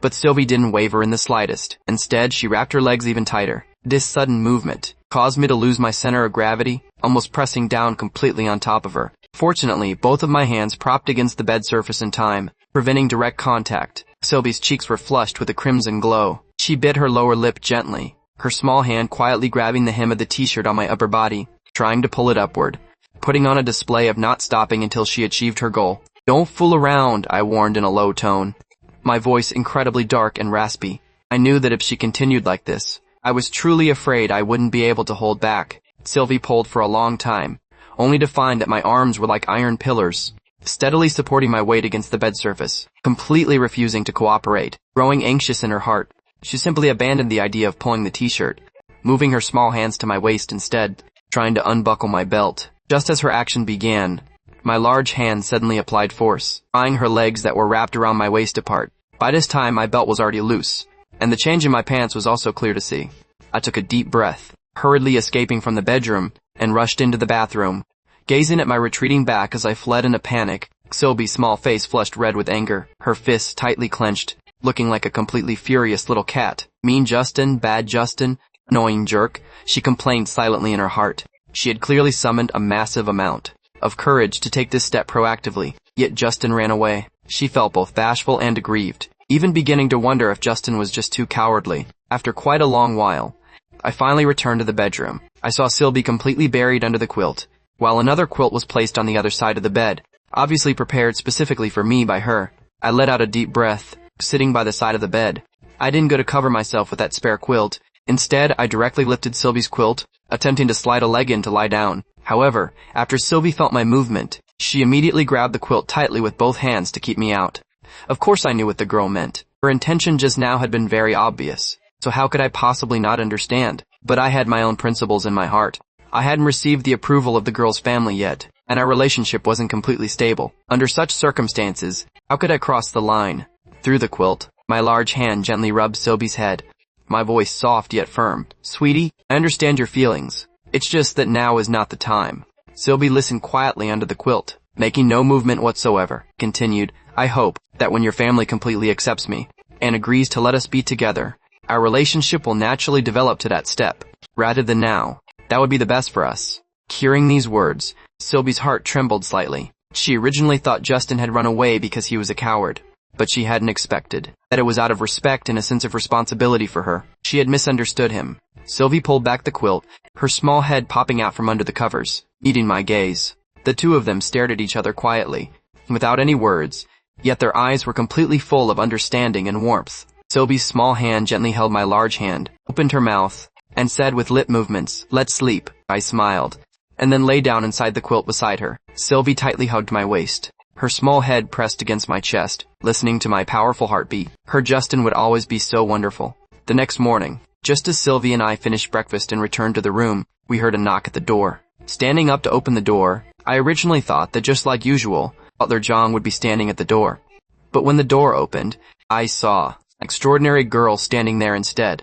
This girl had a face full of heavy makeup, was chewing bubblegum in her mouth, had dreadlocks braided on her head, wore a black t-shirt with a letter pattern, carried a backpack on her shoulders, wore denim shorts on her lower body, and had black combat boots on her feet. Her entire being exuded an aura of cool arrogance. I was stunned for a moment, my gaze involuntarily sizing her up. The other party didn't hesitate either, scanning me from head to toe, a hint of critical scrutiny in her eyes. The girl blew a large bubble, and after the bubble burst, she chewed twice, opening her mouth to ask, "So you're Justin?" I nodded, "Yes." "May I ask who you are?" "Stella Chase." She gave a brief self-introduction. She paused and added another line, "Move aside, I'm going in." Although I didn't know who this arrogant and cool girl actually was, nor did I know what she came here for, I still stepped aside to make way. Anyone who could openly enter the Sullivan family estate was definitely not an ordinary person. Stella Chase strode into the room, sat on a single sofa, crossed her legs, and continued chewing her bubblegum, her demeanor completely casual. Just then, Sylvie walked out of the bathroom, spotting Stella Chase at a single glance. At the same time, I noticed Sylvie's small hand clutching her stomach, the expression on her face looking a bit pained. Hurriedly walked to her side and asked with concern, "Sweetie, what's wrong?" Sylvie opened her mouth, responding with lip movements. My period started. I immediately said, "I'll go make some brown sugar water for you." After saying that, I was about to move, but Sylvie grabbed my arm and shook her head. I knitted my brows. "Then I'll make it in a little bit," I soothed gently. Sylvie nodded, her expression easing up slightly. Sitting on the sofa, Stella Chase watched the interaction between the two of them, curled her lip, a trace of disdain in her eyes. After Sylvie pulled me to sit down on the large sofa, Stella Chase chewed her bubble gum twice, opening her mouth to say, "Cousin Sylvie, can you really not speak anymore?" I heard Stella Chase call Sylvie Cousin Sylvie. I was instantly a bit surprised. I had originally thought this cool girl was older than Sylvie, but I hadn't expected her to actually call Sylvie her older sister. Sylvie nodded, then pulled out her phone to quickly type out a line of text, holding the screen up in front of Stella Chase. "How did you get in?" Stella Chase blew a bubble, chewed twice, and spoke nonchalantly. "I called my uncle and then I just came in." Hearing this, Sylvie picked up her phone, quickly tapped out a line of text and handed it to me. "She's the child of my youngest aunt." I glanced at the screen and nodded. Following that, Sylvie continued typing on her phone, holding the screen up in front of Stella Chase. "Don't you have class?" Stella Chase bit down on her bubble gum, answering lazily, "I'll go in a bit." Right after the words left her mouth, She raised her chin and gestured toward me. I mainly wanted to see what the poor boy my uncle talks about actually looks like. The moment this sentence came out, Sylvie's small face instantly flushed red, so angry her hands clenched tightly into fists. She opened her mouth, wanting to argue, but couldn't make any sound at all, able only to glare at Stella Chase with furious eyes. I remained sitting on the sofa, my expression calm, as if completely unaffected. However, Sylvie felt a surge of heartache for me. How could this Stella Chase be so disrespectful to people? Although her father had always used the phrase poor boy to describe Justin, she hadn't expected Stella Chase to say these words right out loud. Stella Chase threw up her hands and quickly explained, "Cousin Sylvie, don't be angry, those were Uncle's words, not mine." After Sylvie heard this, her heart felt even more suffocated. She cast a glance toward me, finding that my face still didn't show much change. But she knew that words like this to me were not completely trivial. Sylvie picked up her phone, quickly tapped out a line of text, and held it up in front of Stella Chase. "Go back to class immediately. I'll go in a bit. I still want to chat with Justin." Stella Chase crossed her legs, gently bouncing her foot, her attitude casual and arrogant. Sylvie knitted her brows, tapping out text once again. "What do you want to chat with him about?" Stella Chase chewed her bubblegum, blew a massive bubble, and said lazily, "Cousin Sylvie, doesn't your stomach hurt? Go back to the bedroom to rest first. It'll be fine for Justin and me to chat." Sylvie was about to continue typing on her phone, but I gently stopped her. I gave her a reassuring look, saying softly, "Sweetie, go back to the bedroom to rest first." I could tell that Stella Chase was not an easy person to get along with. She came here obviously having questions to ask me, although I didn't think there was anything about me that couldn't be asked. I was more worried about Sylvie and Stella Chase having a conflict. Sylvie stared into my eyes for a short while, and ultimately stood up and went back to the bedroom. Before leaving, she specifically gave Stella Chase a harsh glare, expressing her displeasure. Only Stella Chase and I were left in the living room. Stella Chase shifted her sitting posture, her gaze landing on me. She asked directly, "How much money do you make a month?" "Around 10,000. I answered truthfully. Hearing this number, Stella Chase curled her lip, her face full of disdain. "With just that little salary, can you even afford to feed yourself?" I took a deep breath, answering calmly, "Don't worry, I can feed myself." Stella Chase shook her head, muttering to herself, "Uncle was right. You really are a poor boy." I still maintained a calm expression. I knew that in the eyes of these people, I really was just a poor boy. But this kind of label could not shake my inner resolve. Stella Chase continued to question me. "How did you and my cousin Sylvie meet?" "On a rainy night. Sylvie and I met by a stroke of serendipity," I answered, my tone calm. "Oh, that sounds pretty romantic." Stella Chase chewed her bubblegum again, blowing a massive bubble. The bubble made a soft popping sound as it burst. She tilted her head to look at me, asking, "Do you love my cousin Sylvie a lot?" I nodded. "How much do you love her?" Stella Chase's gaze carried a hint of critical scrutiny. I fell silent for a moment, then shook my head. I didn't know how to answer this question. Stella Chase let out a flat, "Oh," her eyes darting around, and suddenly asked, "If my uncle keeps refusing to let you and Sylvie be together, and Sylvie gets so depressed that she jumps off a cliff, what will you do?" Hearing this question, my brow locked in a tight furrow, my voice low and firm. "I will follow her, and absolutely not live on alone. Although this kind of decision would be unfair to the parents who gave me birth and raised me, I would absolutely never betray Sylvie's affection for me." I paused for a bit, and added, "Ask the world what love is, that it commands a promise of life and death together. I think this phrase can best express my feelings." Stella Chase looked at me quietly, as if sizing up my sincerity. She nodded, not saying anything more. After a moment, Stella Chase stood up, patted her backpack, and said to me, "Justin, I'm leaving now. Help me say goodbye to my cousin Sylvie." After Stella Chase left, I sat alone on the sofa and pondered for a long time. I knew that whether it was Sylvie's father, the servants at the Sullivan estate, or her relatives and friends, in their eyes, was nothing more than an unworthy poor boy. But my feelings for Sylvie were pure, devoid of any self-interest. I only wanted to be with her, and even if faced with countless obstacles, I would never back down. I stood up, carried a glass of brown sugar water, and walked into the bedroom. Seeing me come in, Sylvie immediately sat up from under the covers. I held the glass to her lips. "Drink a bit." Sylvie obediently took a few sips, then lay back down in bed. "Do you want a hot water bottle for your stomach?" I asked her. Sylvie shook her head, reaching out her small hand to pull my large hand, placing my hand onto her stomach. I instantly understood her meaning. My large hand gently rubbed her stomach, stroke by stroke, my movements gentle and meticulous. "Does it feel any better?" I asked. Sylvie smiled and nodded, her eyes completely full of reliance and satisfaction. She looked into my eyes, as if stars were twinkling within them. With Justin helping rub her stomach, she felt incredibly comfortable. At the same time, Inside a hotel in Capital City, Summer rubbed her groggy head, slowly opening her eyes. Suddenly, her gaze swept over a man's bare chest. She instantly paled with absolute fright. "Ah!" Summer shrieked as she sat bolt upright.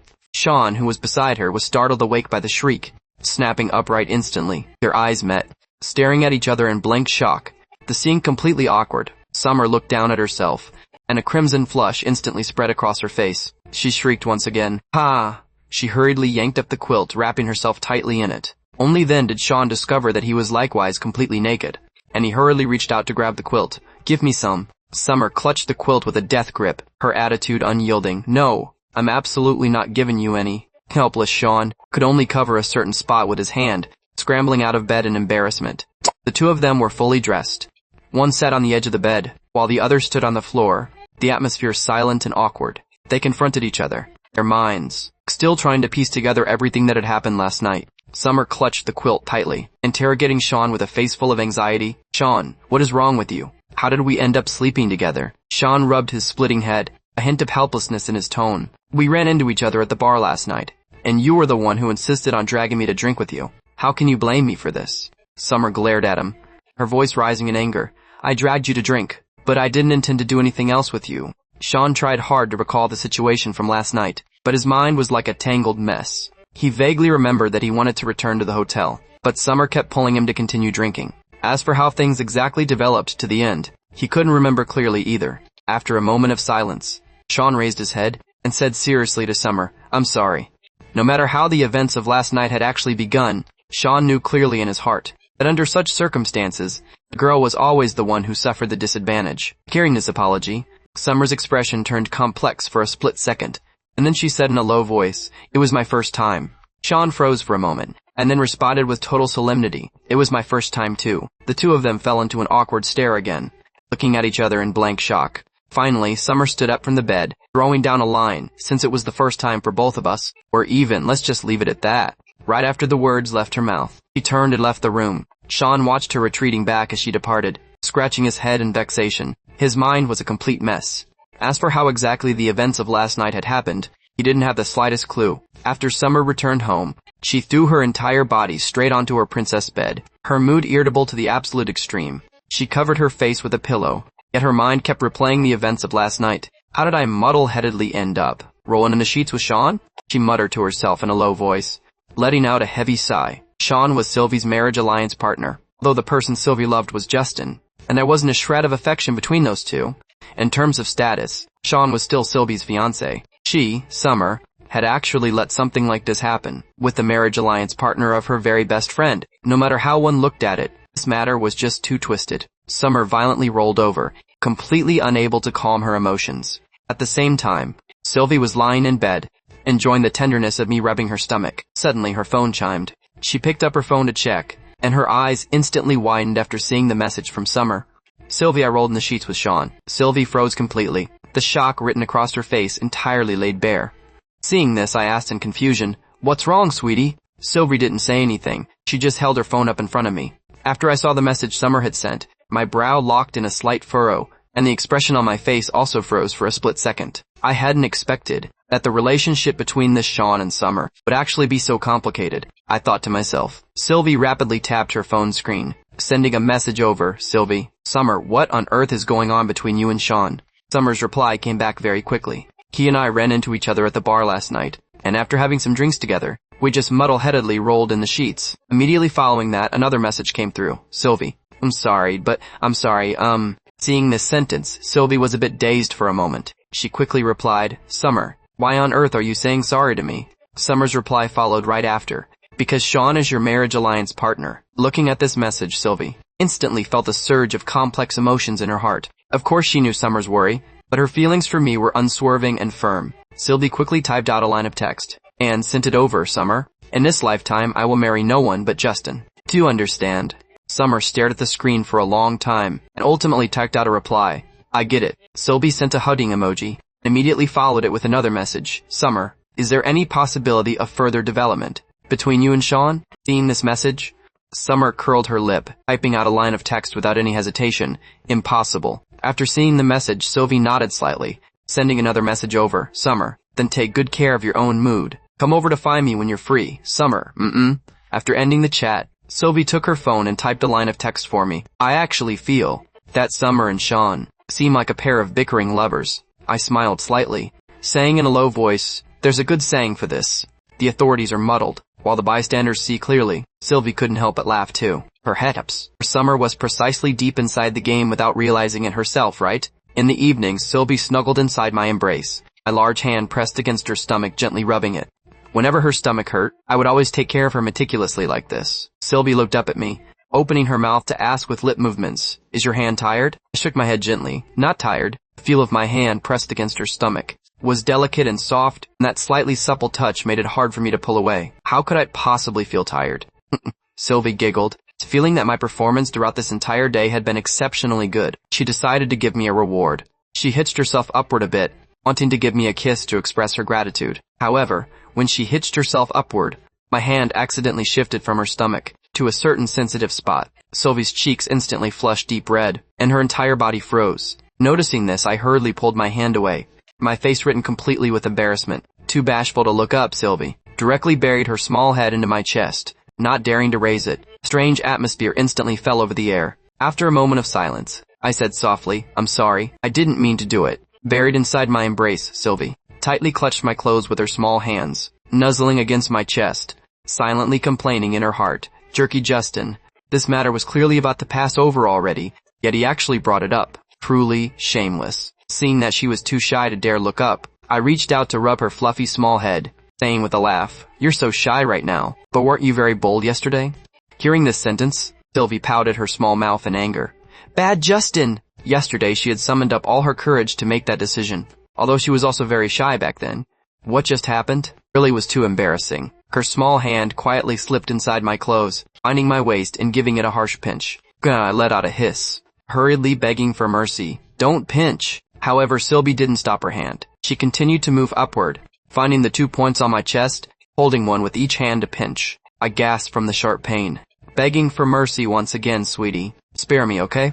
Sylvie raised her small head, pouting her small mouth, gazing toward me with a trace of displeasure in her eyes. Her small hands pinched my waist neither too lightly nor too heavily, looking as if she were retaliating against my teasing just now.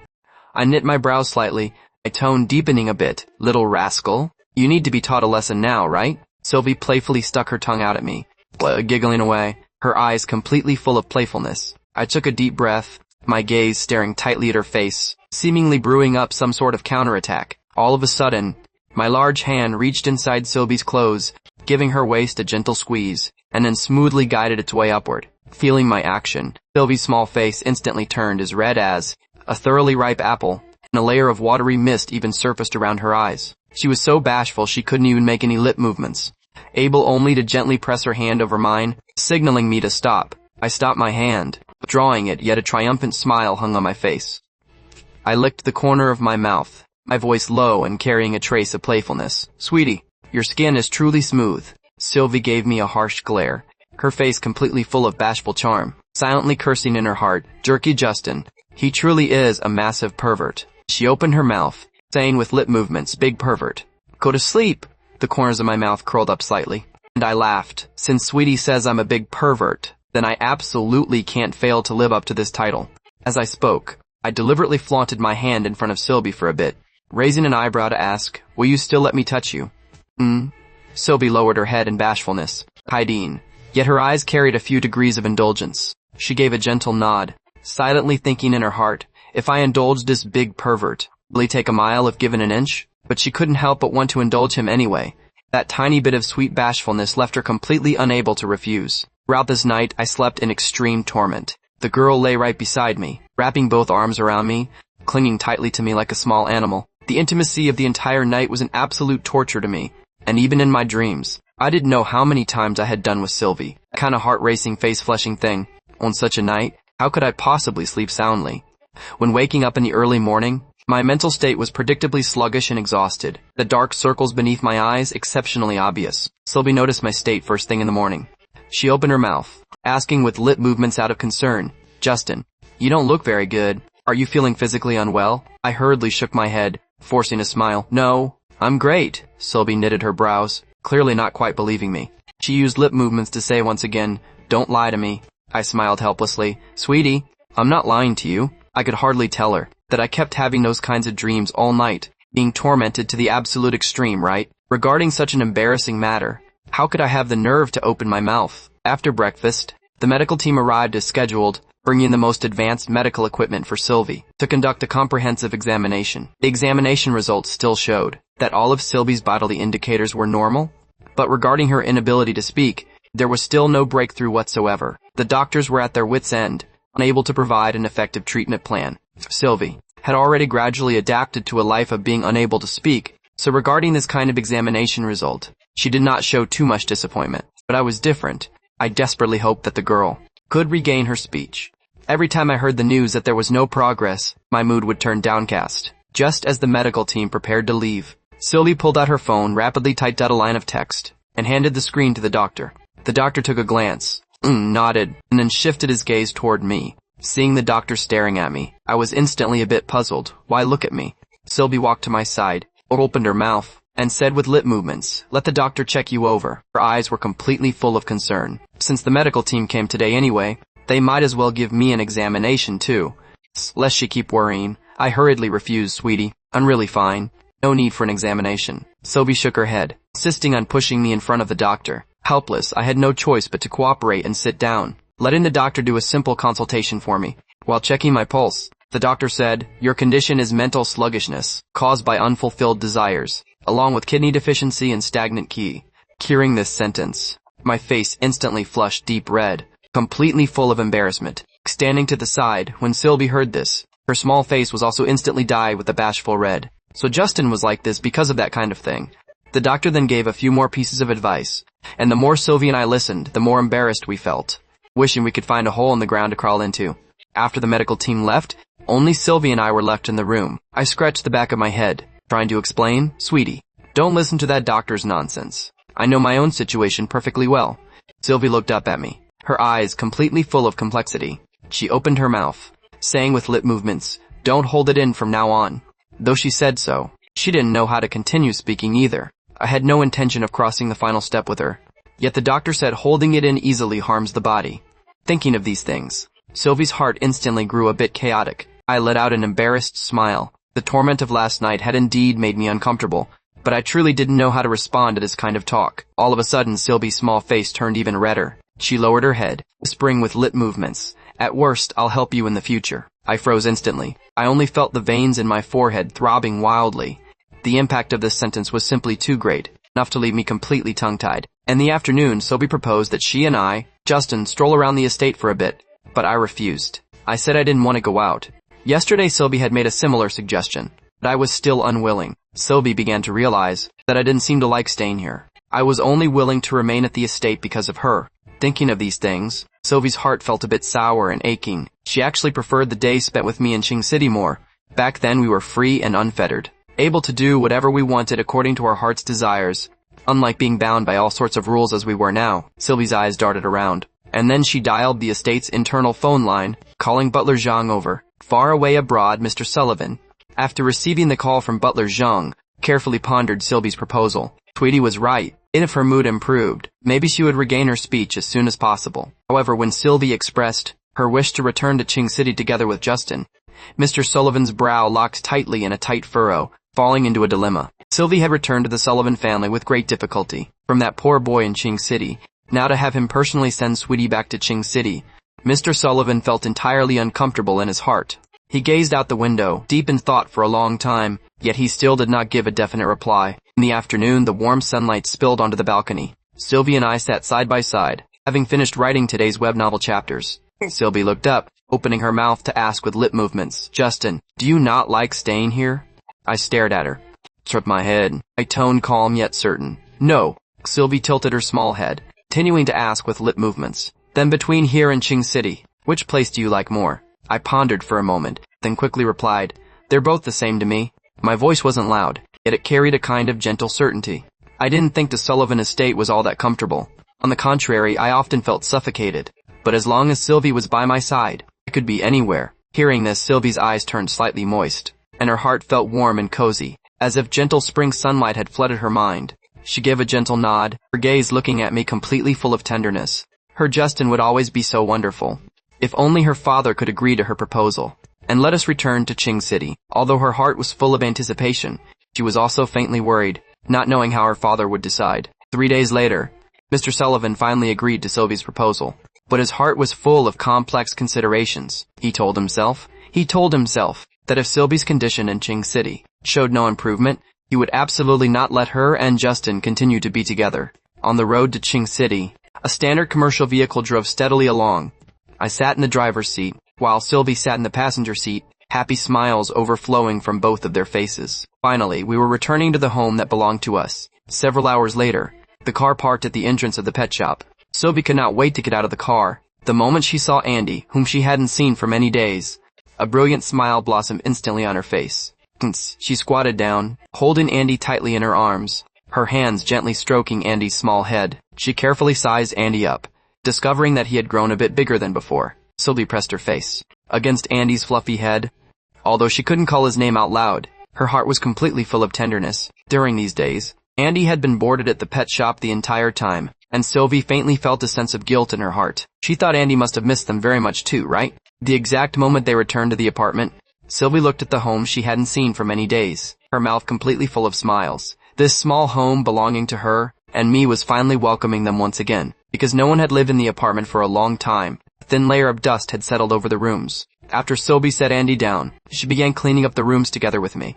I originally wanted the girl to rest and clean it up all by myself, but Sylvie resolutely refused to agree. She wanted to build their small home together with me. She insisted on cleaning up this home together with me. An hour later, the apartment was cleaned spotlessly, taking on a completely fresh new look. The two of us sat down on the sofa together, and I gently pulled Sylvie into my embrace. We had experienced moments like this countless times before. This time felt exceptionally special. Sylvie wrapped both arms around my waist, looking straight up at me. I looked down to return her gaze, the two of us staring at each other, before finally smiling in unison, our smiles completely full of satisfaction and sweetness. That very evening, Sylvie and I attended a welcome back banquet hosted by Gary and Kevin.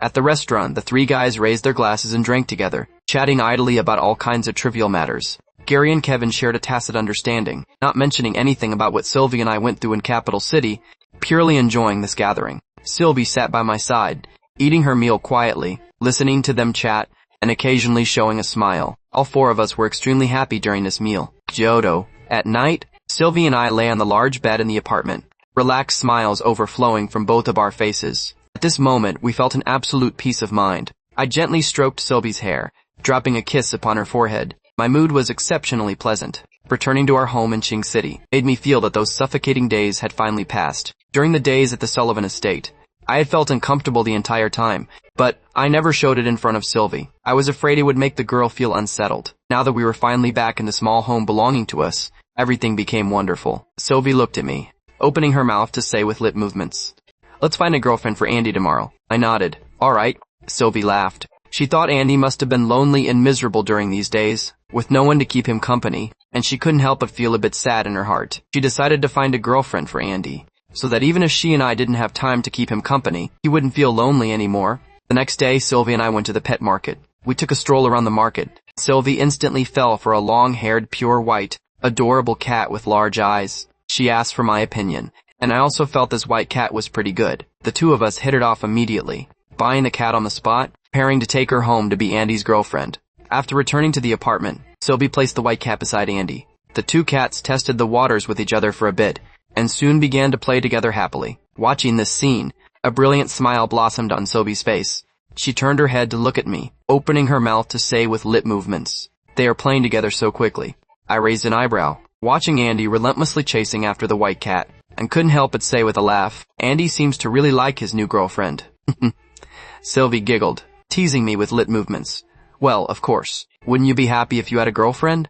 I reached out to rub her fluffy little head, my gaze completely full of doting love. "Of course I'm happy. Being able to have a girlfriend like Sweetie is the greatest blessing of my life." Hearing this, Sylvie's eyes curved into happy crescents, her face full of bliss. She opened her mouth to say with lip movements, "Well, of course." After saying that, she playfully stuck her tongue out at me. I couldn't help but cradle the back of her head, leaning down to kiss her. After kissing for a bit, the two of us parted with a smile. Sylvie, seeing Andy and the white cat playing so happily, was also filled with pure delight. She turned her head to look at me, asking again with lip movements, "Justin, what should we name the little white cat?" I thought about it, pondering it over seriously, and spoke up, "Sweetie, what do you think about naming her Lily?" Hearing this name, Sylvie couldn't help but laugh. She had just thought of this name too, not expecting her thoughts to completely coincide with mine. They truly shared a telepathic connection. Sylvie nodded vigorously to express her agreement. I continued, "When we were naming Andy back then, we initially considered the name Lily too, but felt it didn't quite suit Andy. Now it's perfect to use it. For Andy's girlfriend. Andy and Lily sound quite like a couple's names." Sylvie nodded seriously, her face full of agreement. This pair of couples' names, Andy and Lily, did indeed sound like a great match. Ultimately, the two unanimously decided to name the little white cat Lily. From then on, Andy and Lily became a happy little couple. At noon, Sylvie and I, dressed in matching light gray couples' athletic wear, walked out the door hand in hand. The striking looks of the two of us, plus that matching athletic wear, attracted the gaze of many people on the street. In the past, whenever Sylvie went out in Ching City, she was always fully armed. A hat, a mask, sunglasses, not a single one could be missing. But today she walked together with me without any concealment, a serene smile on her face. This kind of free and unfettered state made her feel incredibly comfortable. Just like thousands of ordinary couples, the two of them ate a simple lunch in a small diner near the apartment. Following that, I rode my electric scooter, carrying Sylvie as we set off toward the seaside. Very soon, we arrived at the beach. This was our first time coming here during the daytime. I parked the electric scooter, and the two of us strolled hand in hand on the sand, feeling the sea breeze gently brushing across our faces. The sunlight spilled over our bodies.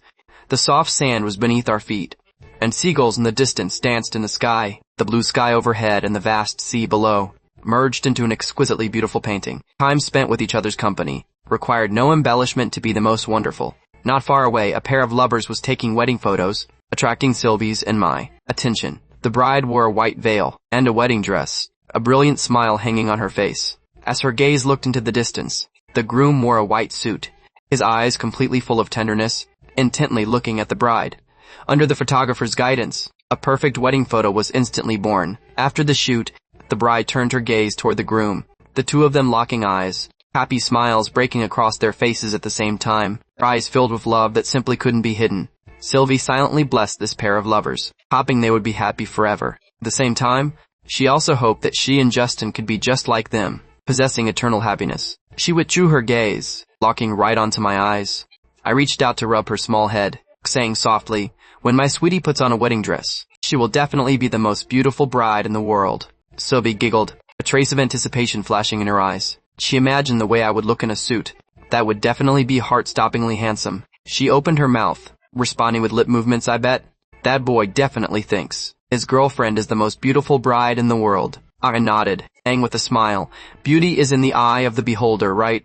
I believe every boy will think his girl is the most beautiful in the world." Sylvie blinked her eyes, suddenly let go of my hand, and reached her small hand into my pants pocket. I was slightly stunned, a wave of nervousness hitting my heart. What did the girl want to do? This was out in broad daylight. A series of wild thoughts instantly popped into my head. However, in the next second, Sylvie pulled my phone out from my pants pocket and opened the camera function. I instantly breathed a sigh of relief, hurriedly clearing my throat. So it was a misunderstanding. Just now I had actually thought the girl was about to do something out of line. Sylvie tugged at my clothes, signaling me to lower my head. Understanding her intent, I struck a pose according to her instructions. And very soon, a seaside couple's photo was born. Following that, Sylvie took another photo of the two of us together, with the background being that pair of lovers taking their wedding photos. I looked at the photo she took, smiling as I said, "Not bad." Sylvie likewise looked at me with a smile, standing on her tiptoes to plant a gentle kiss on my lips. I raised my eyebrows, picked up the phone, switched it to camera mode, and kissed Sylvie's mouth, pressing the shutter button at the same time, freezing this exact instant in a photo. After taking the shot, I showed this kissing photo to Sylvie. Sylvie stared at the photo for a while, her small face involuntarily flushing. She discovered that the way I kissed her actually had a bit of a passionate feel to it. Her heart accelerated, a sweet smile hanging on the corners of her mouth, as she silently thought to herself, "Heh, when they got back home, she must practice this with Justin." She looked up at me, opening her mouth to say with lip movements, "I like it so much," I say with a smile. "Then in the future we'll take more kissing photos." Sylvie nodded happily, picked up my phone, found Summer's WeChat, and sent this kissing photo over to torture a single dog. Sylvie felt extremely happy in her heart, feeling that she was simply the ultimate frenemy. The two of them continued strolling on the beach, enjoying this piece of serenity and beauty. Suddenly, my phone started chiming non-stop. I pulled my phone out from my pants pocket, clicked it open to look. My brow instantly locked in a tight furrow. Seeing this, Sylvie hurriedly took the phone to check. When she finished reading the notifications, the expression on her face immediately turned embarrassed. Oh no, she silently thought that things were bad, her face turning as red as a ripe cherry. At this moment, she really wished she could find a hole in the ground to crawl into. Sylvie hurriedly opened her mouth, explaining to me, I'm so sorry. I originally wanted to send this photo to Summer, but I accidentally sent it to your class group chat instead.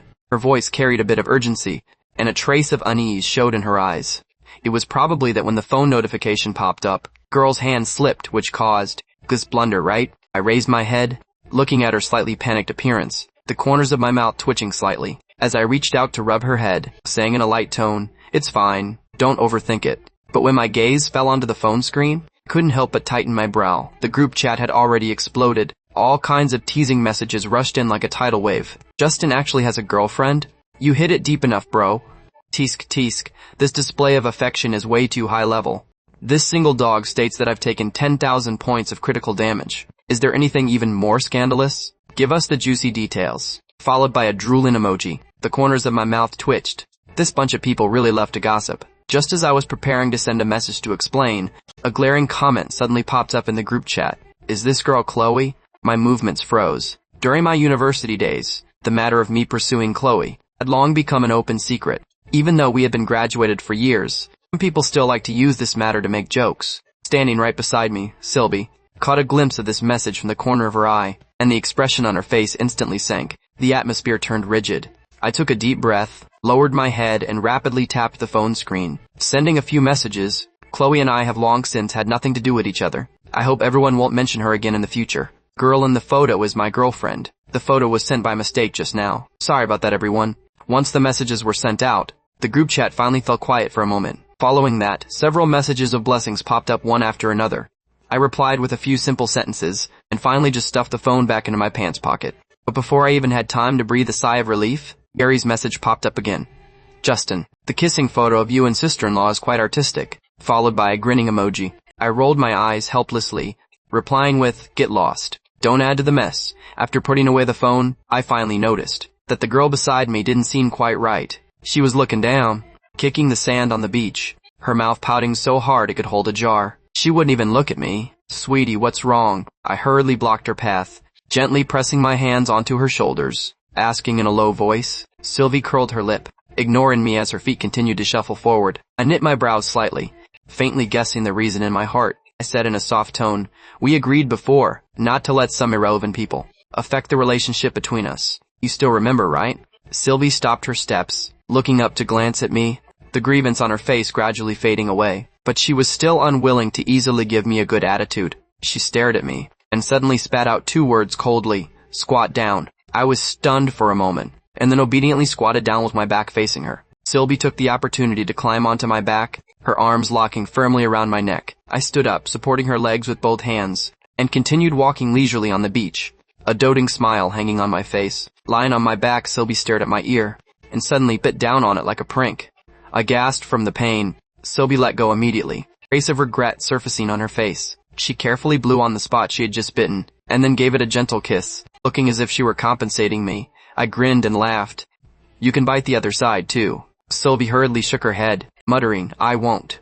Most of her anger had long since dissipated, silently thinking in her heart that Justin was hers, and no one could take him away. Just as the two of them were fooling around, Sylvie suddenly noticed that not far away by the sea, there was a girl wearing a sky blue dress, sitting quietly.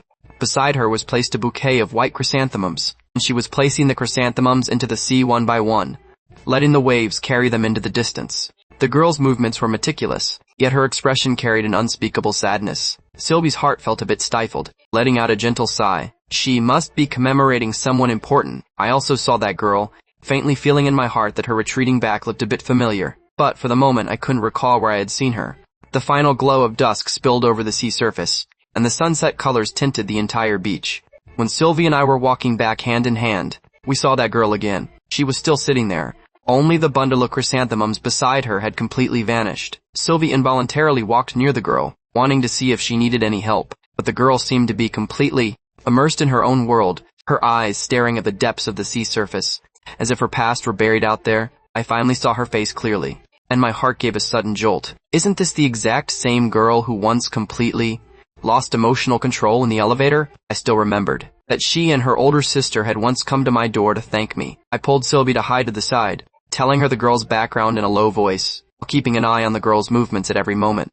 I inexplicably felt a sense of unease, always feeling that she might do something extreme, just as I was talking about. The details of the bank card the girl had left behind for me back then. I suddenly noticed that the girl stood up, slowly walking toward the depths of the sea. A few minutes later, Sylvie and I, finally, rescued the girl in the blue dress from the freezing seawater back to the beach. Drenched all over, the girl in the blue dress collapsed on the sand, suddenly covering her face and wailing out loud. Her tears mixed with the sea wind appeared exceptionally desolate. Sylvie squatted down by her side, the worry on her face almost about to overflow.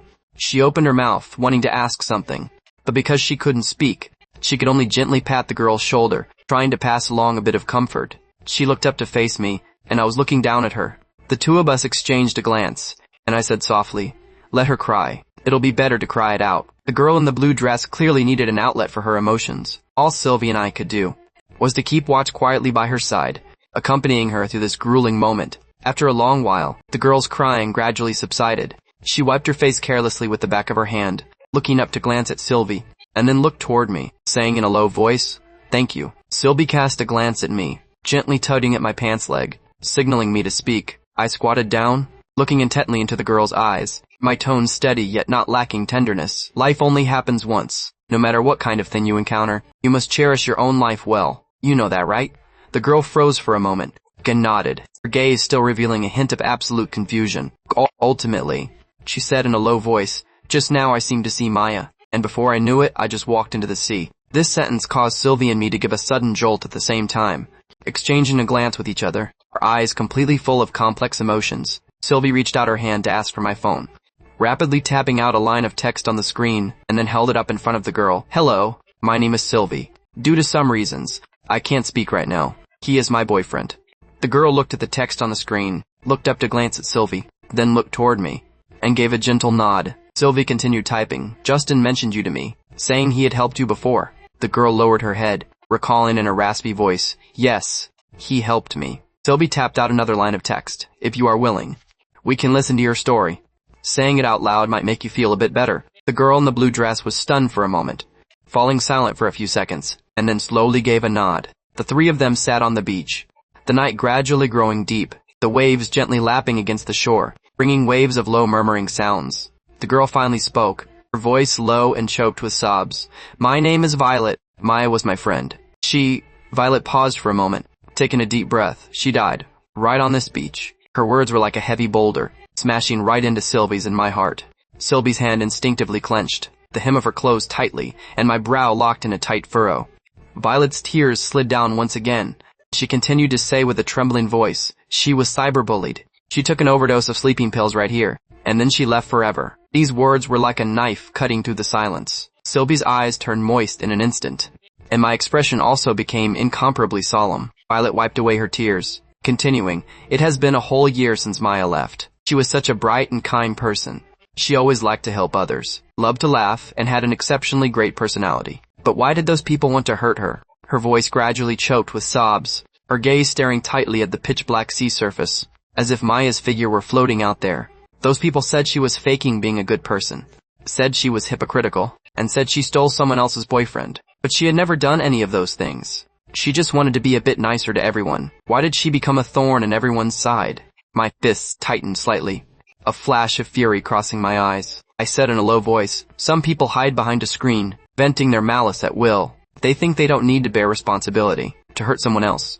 But their malice can truly destroy a person." Violet's tears kept flowing non-stop. She sobbed and said, "Maya was such a good person. She shouldn't have died. She really shouldn't have died." Sylvie gently took hold of Violet's hand, her eyes completely full of soft sorrow. She lowered her head to tap out a line of text on her phone. "Maya must hope that you can live well and protect kindness and happiness for her."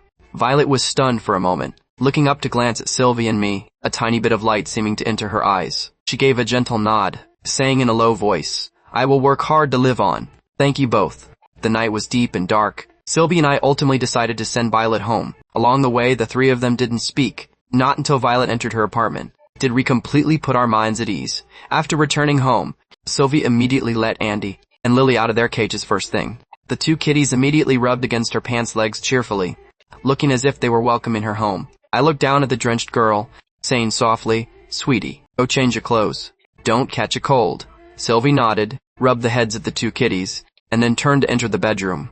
After she changed into a comfortable set of pajamas, she walked back out to the living room. Seeing that I was preparing food for Andy and Lily, she walked to my side, gently patting my arm, and opened her mouth to say silently, "You go change your clothes too, or take a shower." My gaze swept across her bare small feet, and my brow locked in a slight furrow. I directly scooped Sylvie up by her waist, walking into the bedroom, and gently placed her onto the bed. After I changed into clean clothes, I sat down beside Sylvie, gently taking hold of her small foot. Feeling it, my brow locked even tighter. So cold, my large hands began to gently rub her foot, trying to make her warm up a bit. Sylvie watched my focused appearance, a smile surfacing on the corners of her mouth. Although her feet were cold, her heart was completely warm. Suddenly, she playfully thrust a small foot inside my clothes, pressing it against my chest. She stuck out her tongue, saying with a smile, "It's much warmer to warm my feet here." I was left between tears and laughter by her action, gently patting her leg. You're truly becoming more and more mischievous."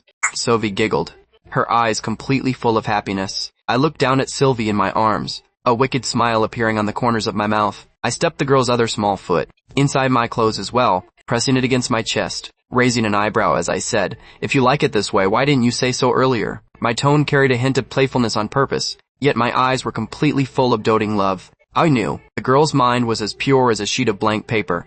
She just felt it was warmer this way, that's all. Meanwhile, I took this opportunity to tease her and look at her blushing appearance. As expected, Sylvie's small face flushed red, yet a smile always hung on the corners of her mouth. Her two small feet rubbed playfully against my chest a few times, looking as if she were acting cute.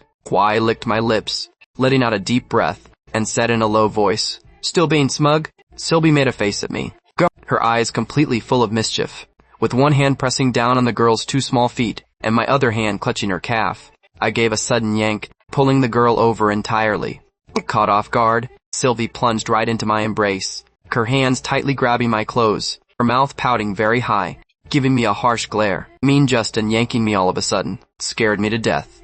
Since she had no way to speak, she could only accuse my behavior with her eyes. I looked down at her pouting small mouth, completely unable to hold back, planting a few pecks on her soft small lips, saying with a smile, "Who told you to be so cute?" Sylvie buried her blushing face in my chest, yet the corners of her mouth couldn't help but turn up. After dinner, the two of them sat on the sofa, chatting while eating fruit.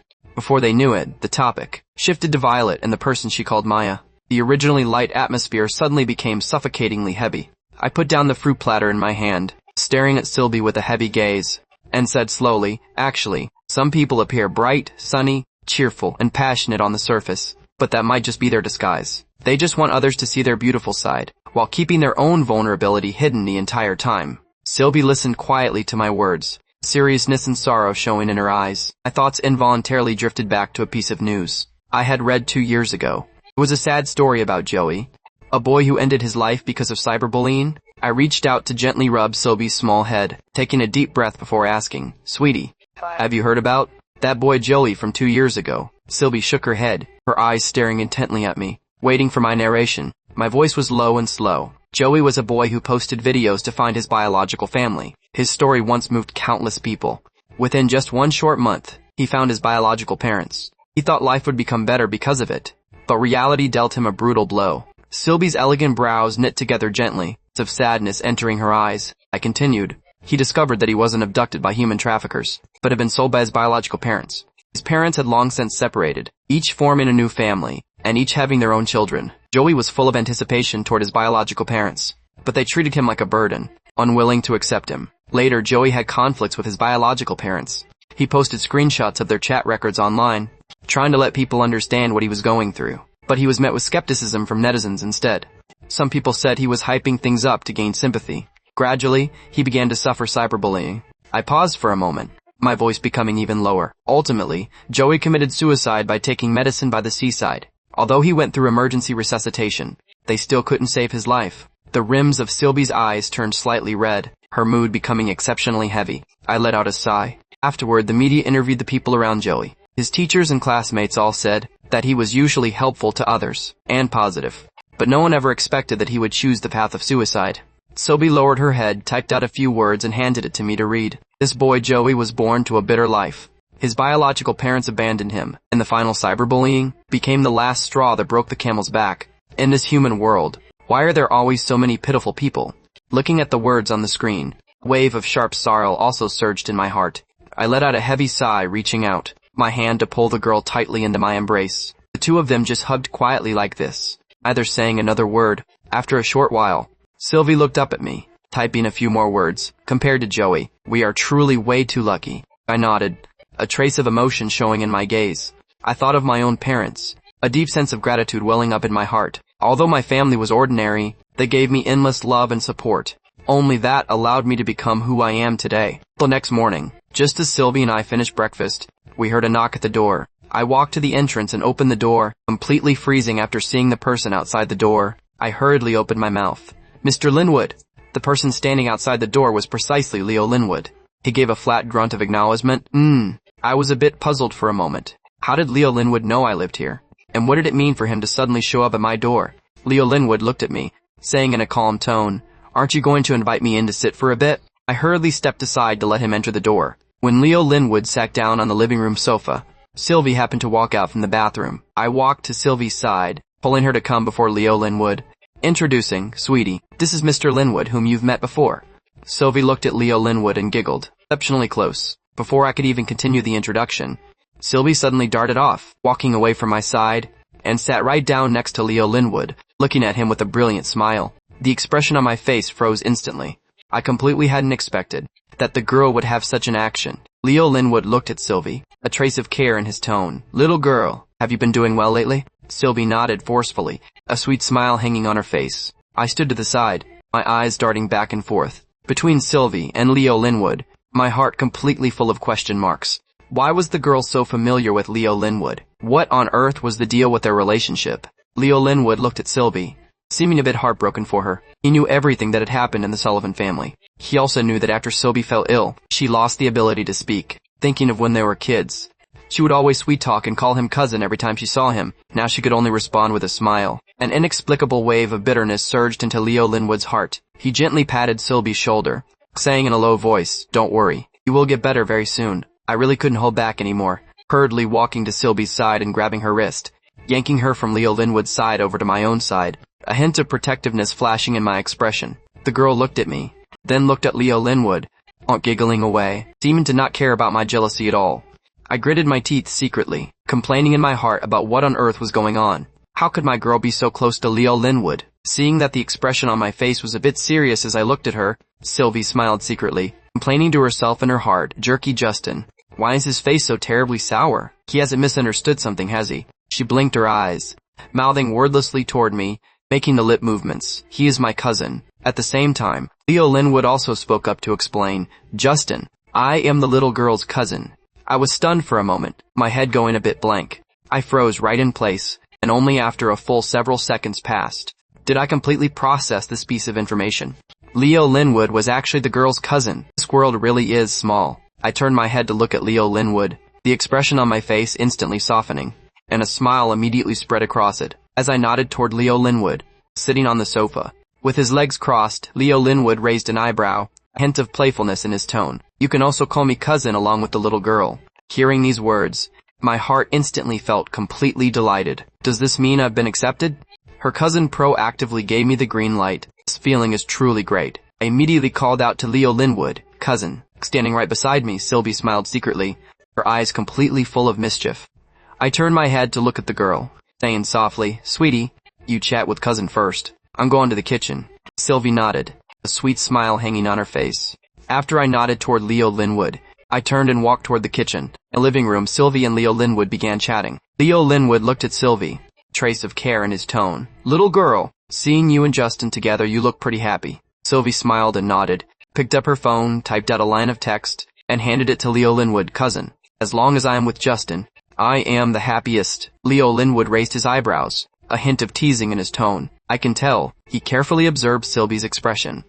When the little girl was with Justin, the smile on her face never stopped. She truly liked Justin, and Justin indeed cared about her very much. These two were quite a good match. However, what on earth was the little girl's father thinking regarding her relationship with Justin? Had he accepted it, or was he still resisting? Leo Linwood had some faint conjectures in his heart, since the little girl's father agreed to let her and Justin return to Ching City. Did that mean he had already begun to compromise? Leo Linwood was deep in thought. Before long, walked out of the kitchen carrying a fruit platter and water. I placed the things on the coffee table, saying politely, "Cousin, have some fruit and water." Leo Linwood nodded. He silently lamented in his heart that this kid really knew how to act. I grabbed a stool and sat down beside Sylvie. Leo Linwood and Sylvie continued chatting, occasionally chatting a few words with me too, and the atmosphere among the three appeared very harmonious. Not long after, Leo Linwood stood up to say goodbye, and left my home. Right as Leo Linwood left, and the apartment door closed, I immediately turned around, grabbing both of Sylvie's wrists with one hand, raising them high over her head. My entire body pinned her against the door. "Spill it, you little liar." I looked down at the girl, my tone carrying a trace of interrogation. Sylvie stared at me with her large round eyes, a hint of grievance showing in her gaze. She truly hadn't intended to hide it on purpose. It was just that, with the situation at the time, she had no way to explain it clearly, that's all. She opened her mouth, saying silently, "I didn't mean to hide it. Babe is the best. Forgive me, okay?" After the two stared at each other for a few seconds, Sylvie shifted her small head forward, lips pressing gently against my Adam's apple to plant a kiss. My Adam's apple bobbed up and down, and I swallowed involuntarily. I discovered that the girl truly had me completely wrapped around her finger. As long as she acted cute, I was completely left without any options. Sylvie's lips moved to my chin again, planting a gentle kiss, and then looked up to giggle at me. I licked the corner of my mouth, helplessly releasing the hand that was grabbing Sylvie's wrists. The girl's two soft, small hands instantly wrapped around my waist, her well-rounded chest pressing tightly against my own. She stared straight at me, with her watery big eyes, her face full of anticipation. I bent my body down and kissed her directly. Once the kiss ended, Sylvie's small face was flushed red, hiding inside my embrace while panting softly. I was breathing heavily, looking at her with a doting gaze, reaching out to gently rub her fluffy small head, a soft smile hanging on the corners of my mouth. In the study, I sat in front of the computer, writing my web novel, yet my thoughts were drifting a bit. Before Leo Linwood left, he had already explained the company's situation clearly to me. There was no need for me to go to the office to handle affairs in the short term. I had originally been stressing over the company's matters. If I went to work at the office during the day, I would worry about the girl being home alone. Now that the company issue was resolved, I finally breathed a sigh of relief. Staring at the computer screen, a thought suddenly popped up in my heart. Could it be that my promotion and the commercial vehicle given by the company were both brought about by Leo Linwood for the sake of the girl? The moment I thought up to this point, I felt inexplicably uncomfortable in my heart, yet I couldn't explain exactly why. At dusk, Sylvie and I took a taxi to the seaside and found our electric scooter. "Sweetie, let's grab a bite outside tonight," I asked. Sylvie nodded, her eyes darting around, a sweet smile appearing on her face. She opened her mouth, saying silently, "Let's go to the University Food Street." "Okay?" I nodded, "Okay." Following that, I carried Sylvie on the scooter toward the University Food Street. The two of them hadn't been to the University Food Street in a very long time, and Sylvie was a bit nostalgic for the flavors here. Very soon, the two arrived at their destination. I held Sylvie's hand as we stepped into the food street. Sylvie's large eyes darted among the stalls, pondering in her heart, with so many delicious things. Which one should I choose? Suddenly, she noticed a stall selling quick-boiled tripe. Her eyes lit up instantly. The first time we came to the University Food Street, I had brought her here to buy this quick-boiled tripe. This happened to be my absolute favorite food. Sylvie pulled me along as she ran to the stall and stopped. I looked at her and asked with a smile, "Do you want to buy this?" Sylvie nodded. She held up one finger to signal that she only wanted one portion. I nodded. I turned my head and said to the owner, "Give us one portion of quick-boiled tripe." Very soon, I was carrying a large pile of food, while Sylvie held a cup of milk tea, taking a sip with total satisfaction. She held the milk tea up in front of me, and I took a sip too, the two of us sharing the sweet flavor. Under the night sky, the University Food Street was brightly lit, teeming with the hustle and bustle of crowds. The air was filled with the aroma of various snacks. Just as Sylvie and I prepared to leave, two familiar figures walked toward us from the opposite direction, Chloe and Sarah. Sarah's gaze rapidly swept over Sylvie, and subsequently landed on me. She opened her mouth to say with a smile, "Long time no see, Justin. Who is this?" I responded expressionlessly, "She is my girlfriend." A simple sentence, it was like a heavy hammer smashing into Chloe's heart. Sylvie's gaze sized Chloe up for a moment, and Chloe also happened to look toward her, their eyes meeting briefly, before rapidly averting. Sylvie turned her head and stopped paying attention, but Chloe didn't withdraw her gaze. Her eyes unscrupulously lingered on Justin, her expression carrying a kind of complex emotion. Chloe released Sarah's wrist, taking a step closer in front of me, voice sounding slightly soft. Justin, have you been doing well lately? When I heard these words, my brow locked in a deep furrow, and I said in a flat tone, I'm doing quite well. Sylvie stood to the side, pouting her small mouth as she angrily sipped her milk tea, unhappily biting down on the straw. Noticing the girl's emotional shift, I gently squeezed her hand, opening my mouth to say, excuse us. My girlfriend is hungry, so we need to go eat. After saying that, I looked down at Sylvie, saying softly, sweetie, let's go. Sylvie cast a glance at Chloe, and obediently followed me away. Left behind in place, Chloe stamped her feet in pure anger. Sarah curled her lip helplessly, a trace of emotion in her tone. Chloe, when Justin loved you, you didn't cherish it properly. Now that he has a girlfriend, you regret it, don't you? Chloe didn't respond, only watching Justin's retreating back with a complex gaze. As it drifted further and further away, she knew that this time, there was no longer any possibility between her and Justin. On the university campus, the evening breeze carried a trace of chilliness. Sylvie and I found a bench to sit down and began to enjoy the delicious food. I picked up a piece of quick-boiled tripe and held it to Sylvie's lips, saying with a smile, open your mouth. Sylvie gave me a harsh glare, but ultimately still opened her mouth obediently, eating the quick-boiled tripe into her stomach. I smiled slightly, my tone gentle. My sweetie is so understanding, she won't get angry over some unimportant people, right? Sylvie nodded her head, rapidly adjusting her emotions in her heart too. That's right. So what if Justin used to like Chloe? That was merely the past few years after all, whereas Justin's future decades would all belong to her. Thinking up to this point, Sylvie's mood instantly turned a lot better. She stretched out her finger to point at the grilled cold noodles in my hand, opening her mouth to signal that she wanted to eat. I smiled slightly, hurriedly spearing a piece to hold to her lips. Sylvie ate it with absolute satisfaction, a blissful smile overflowing from her face. After finishing the grilled cold noodles, Sylvie pointed to the fruit bowl again. I speared a piece of strawberry and held it to her lips, and she swallowed it obediently. I subsequently speared another piece of strawberry, preparing to send it into my own mouth. Just then, Sylvie suddenly pressed down on my wrist. I looked at her in confusion, only to see the girl suddenly lean close, pressing her mouth right onto mine. In the next second, the strawberry in Sylvie's mouth was completely fed into my own mouth by her. I was stunned for a moment, but very soon began to chew, the sweetness of the strawberry and the girl's breath, mixing together, making me unable to keep the corners of my mouth from turning up. The second-hand fruit bowl tastes pretty good, I said with a laugh. Hearing these words, Sylvie couldn't help but burst into giggles. She had originally wanted to gross me out. I hadn't expected that I would actually think it tasted pretty good. She raised her eyebrows, opening her mouth toward me, saying silently, since you think the things I've chewed taste pretty good, then I'll feed you some more. After finishing her silent words, she deliberately tilted her chin up, putting on a provocative display. I looked at her and said with a smile, sure. Saves me the trouble of chewing. Sylvie instantly took 10,000 points of critical damage, angrily cursing in her heart, jerky Justin. How can he have the nerve to say such things?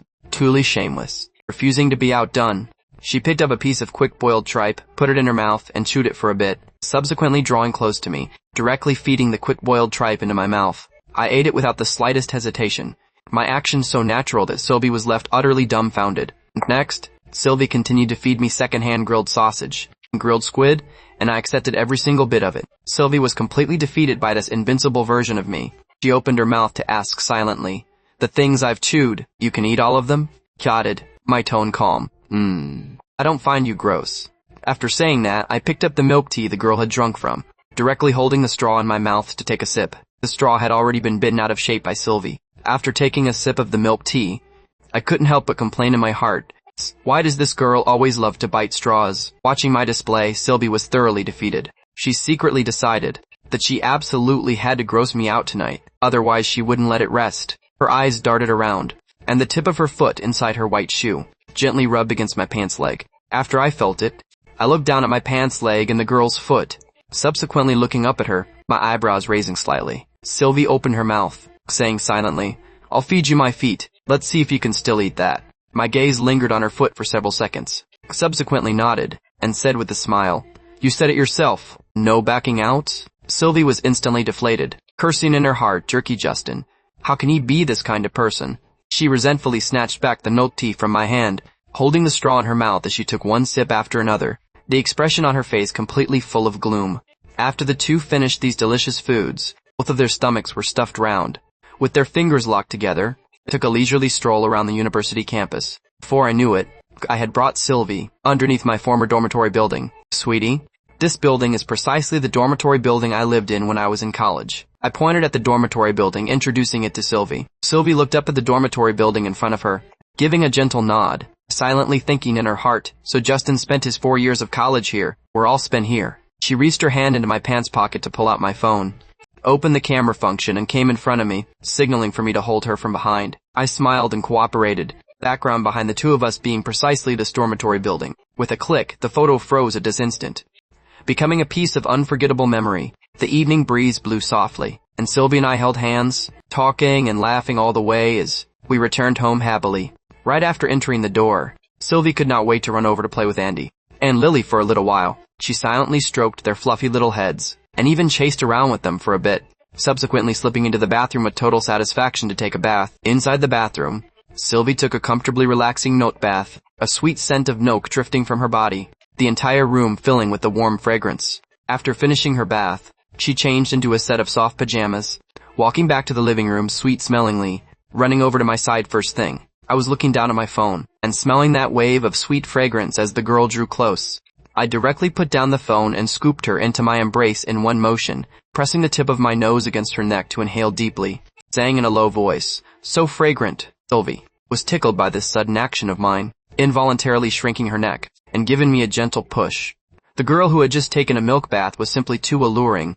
I couldn't hold back from kissing her neck over and over again, my lips moving bit by bit to her collarbone, finally drinking in her sweet fragrance. Sylvie's small face turned as red as a thoroughly ripe apple, her body slowly growing soft, leaving her almost completely slumped inside my embrace. She hurriedly broke free from my embrace and ran to the side, her face completely full of bashfulness. She knew my self-restraint was limited. If we kept kissing, I might end up feeling miserable. She didn't want to make me fall into such a state. I took a deep breath, suppressing my own emotions, and said in a low voice, "Sweetie, I'm going to take a shower." Sylvie gave a nod, watching me walk quickly into the bathroom. After finishing my shower, I walked out of the bathroom completely refreshed.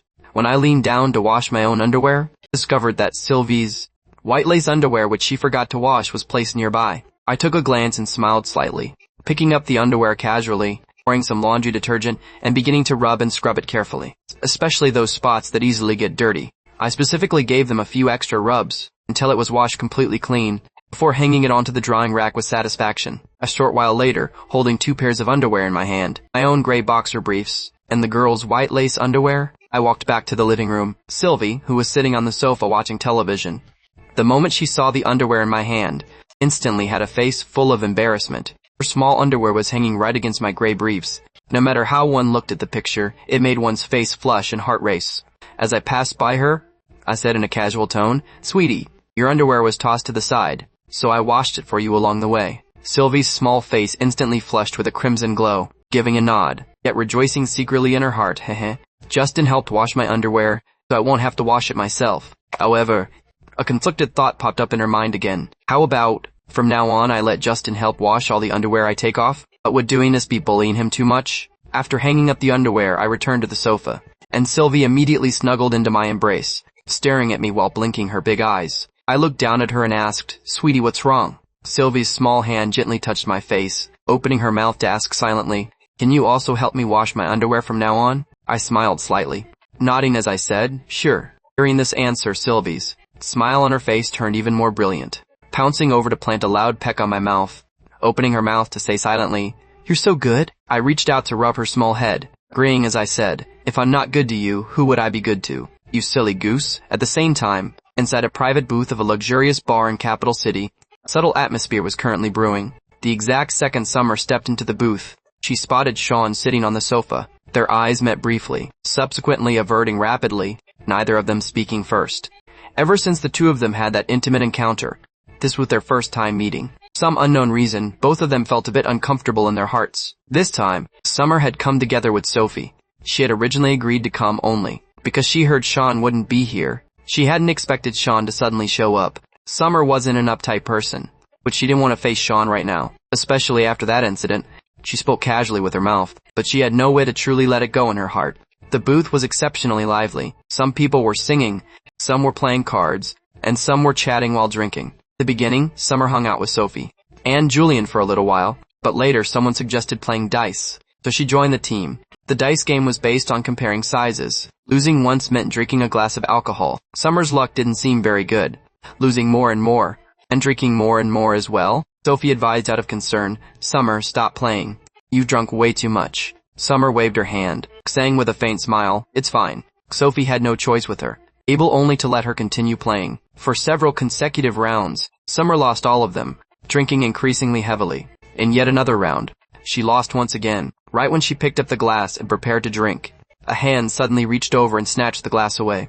Sean drained it in one gulp, and subsequently, under the astonished gazes of the crowd, directly grabbed Summer's wrist, taking her out of the booth. Sophie wanted to chase out to take a look, but she was stopped by Julian. Julian had long since noticed the peculiar relationship between Sean and Summer. Outside the booth, Summer forcefully shook off Sean's hand, saying out loud, Sean, let go. Sean finally released his grip, looking down at her, his tone slightly suppressed. You've drunk way too much. Stop drinking. Summer looked up at Sean, staring fixedly at him, saying coldly, how much I drink has nothing to do with you. A single sentence made Sean's expression instantly turn a bit uglier. He indeed had absolutely no standing to manage her, but watching her drink glass after glass, he simply had no way to pull his eyes away. For some unknown reason, seeing her drink more and more, he faintly felt a bit of worry in his heart. Sean fell silent for a few seconds, realizing that his own emotions seemed to be steered by Summer. He didn't answer her, because he indeed had no standing to refute her words. Summer took a deep breath, the rise and fall of her chest gradually steadying. She said coldly, doing this can easily make people misunderstand. After finishing her words, she bypassed Sean, leaving without turning her head. Sean watched her departing back, an unprovoked wave of loss surging into his heart. He clenched his fists, hesitated for a moment, and ultimately still chased after her.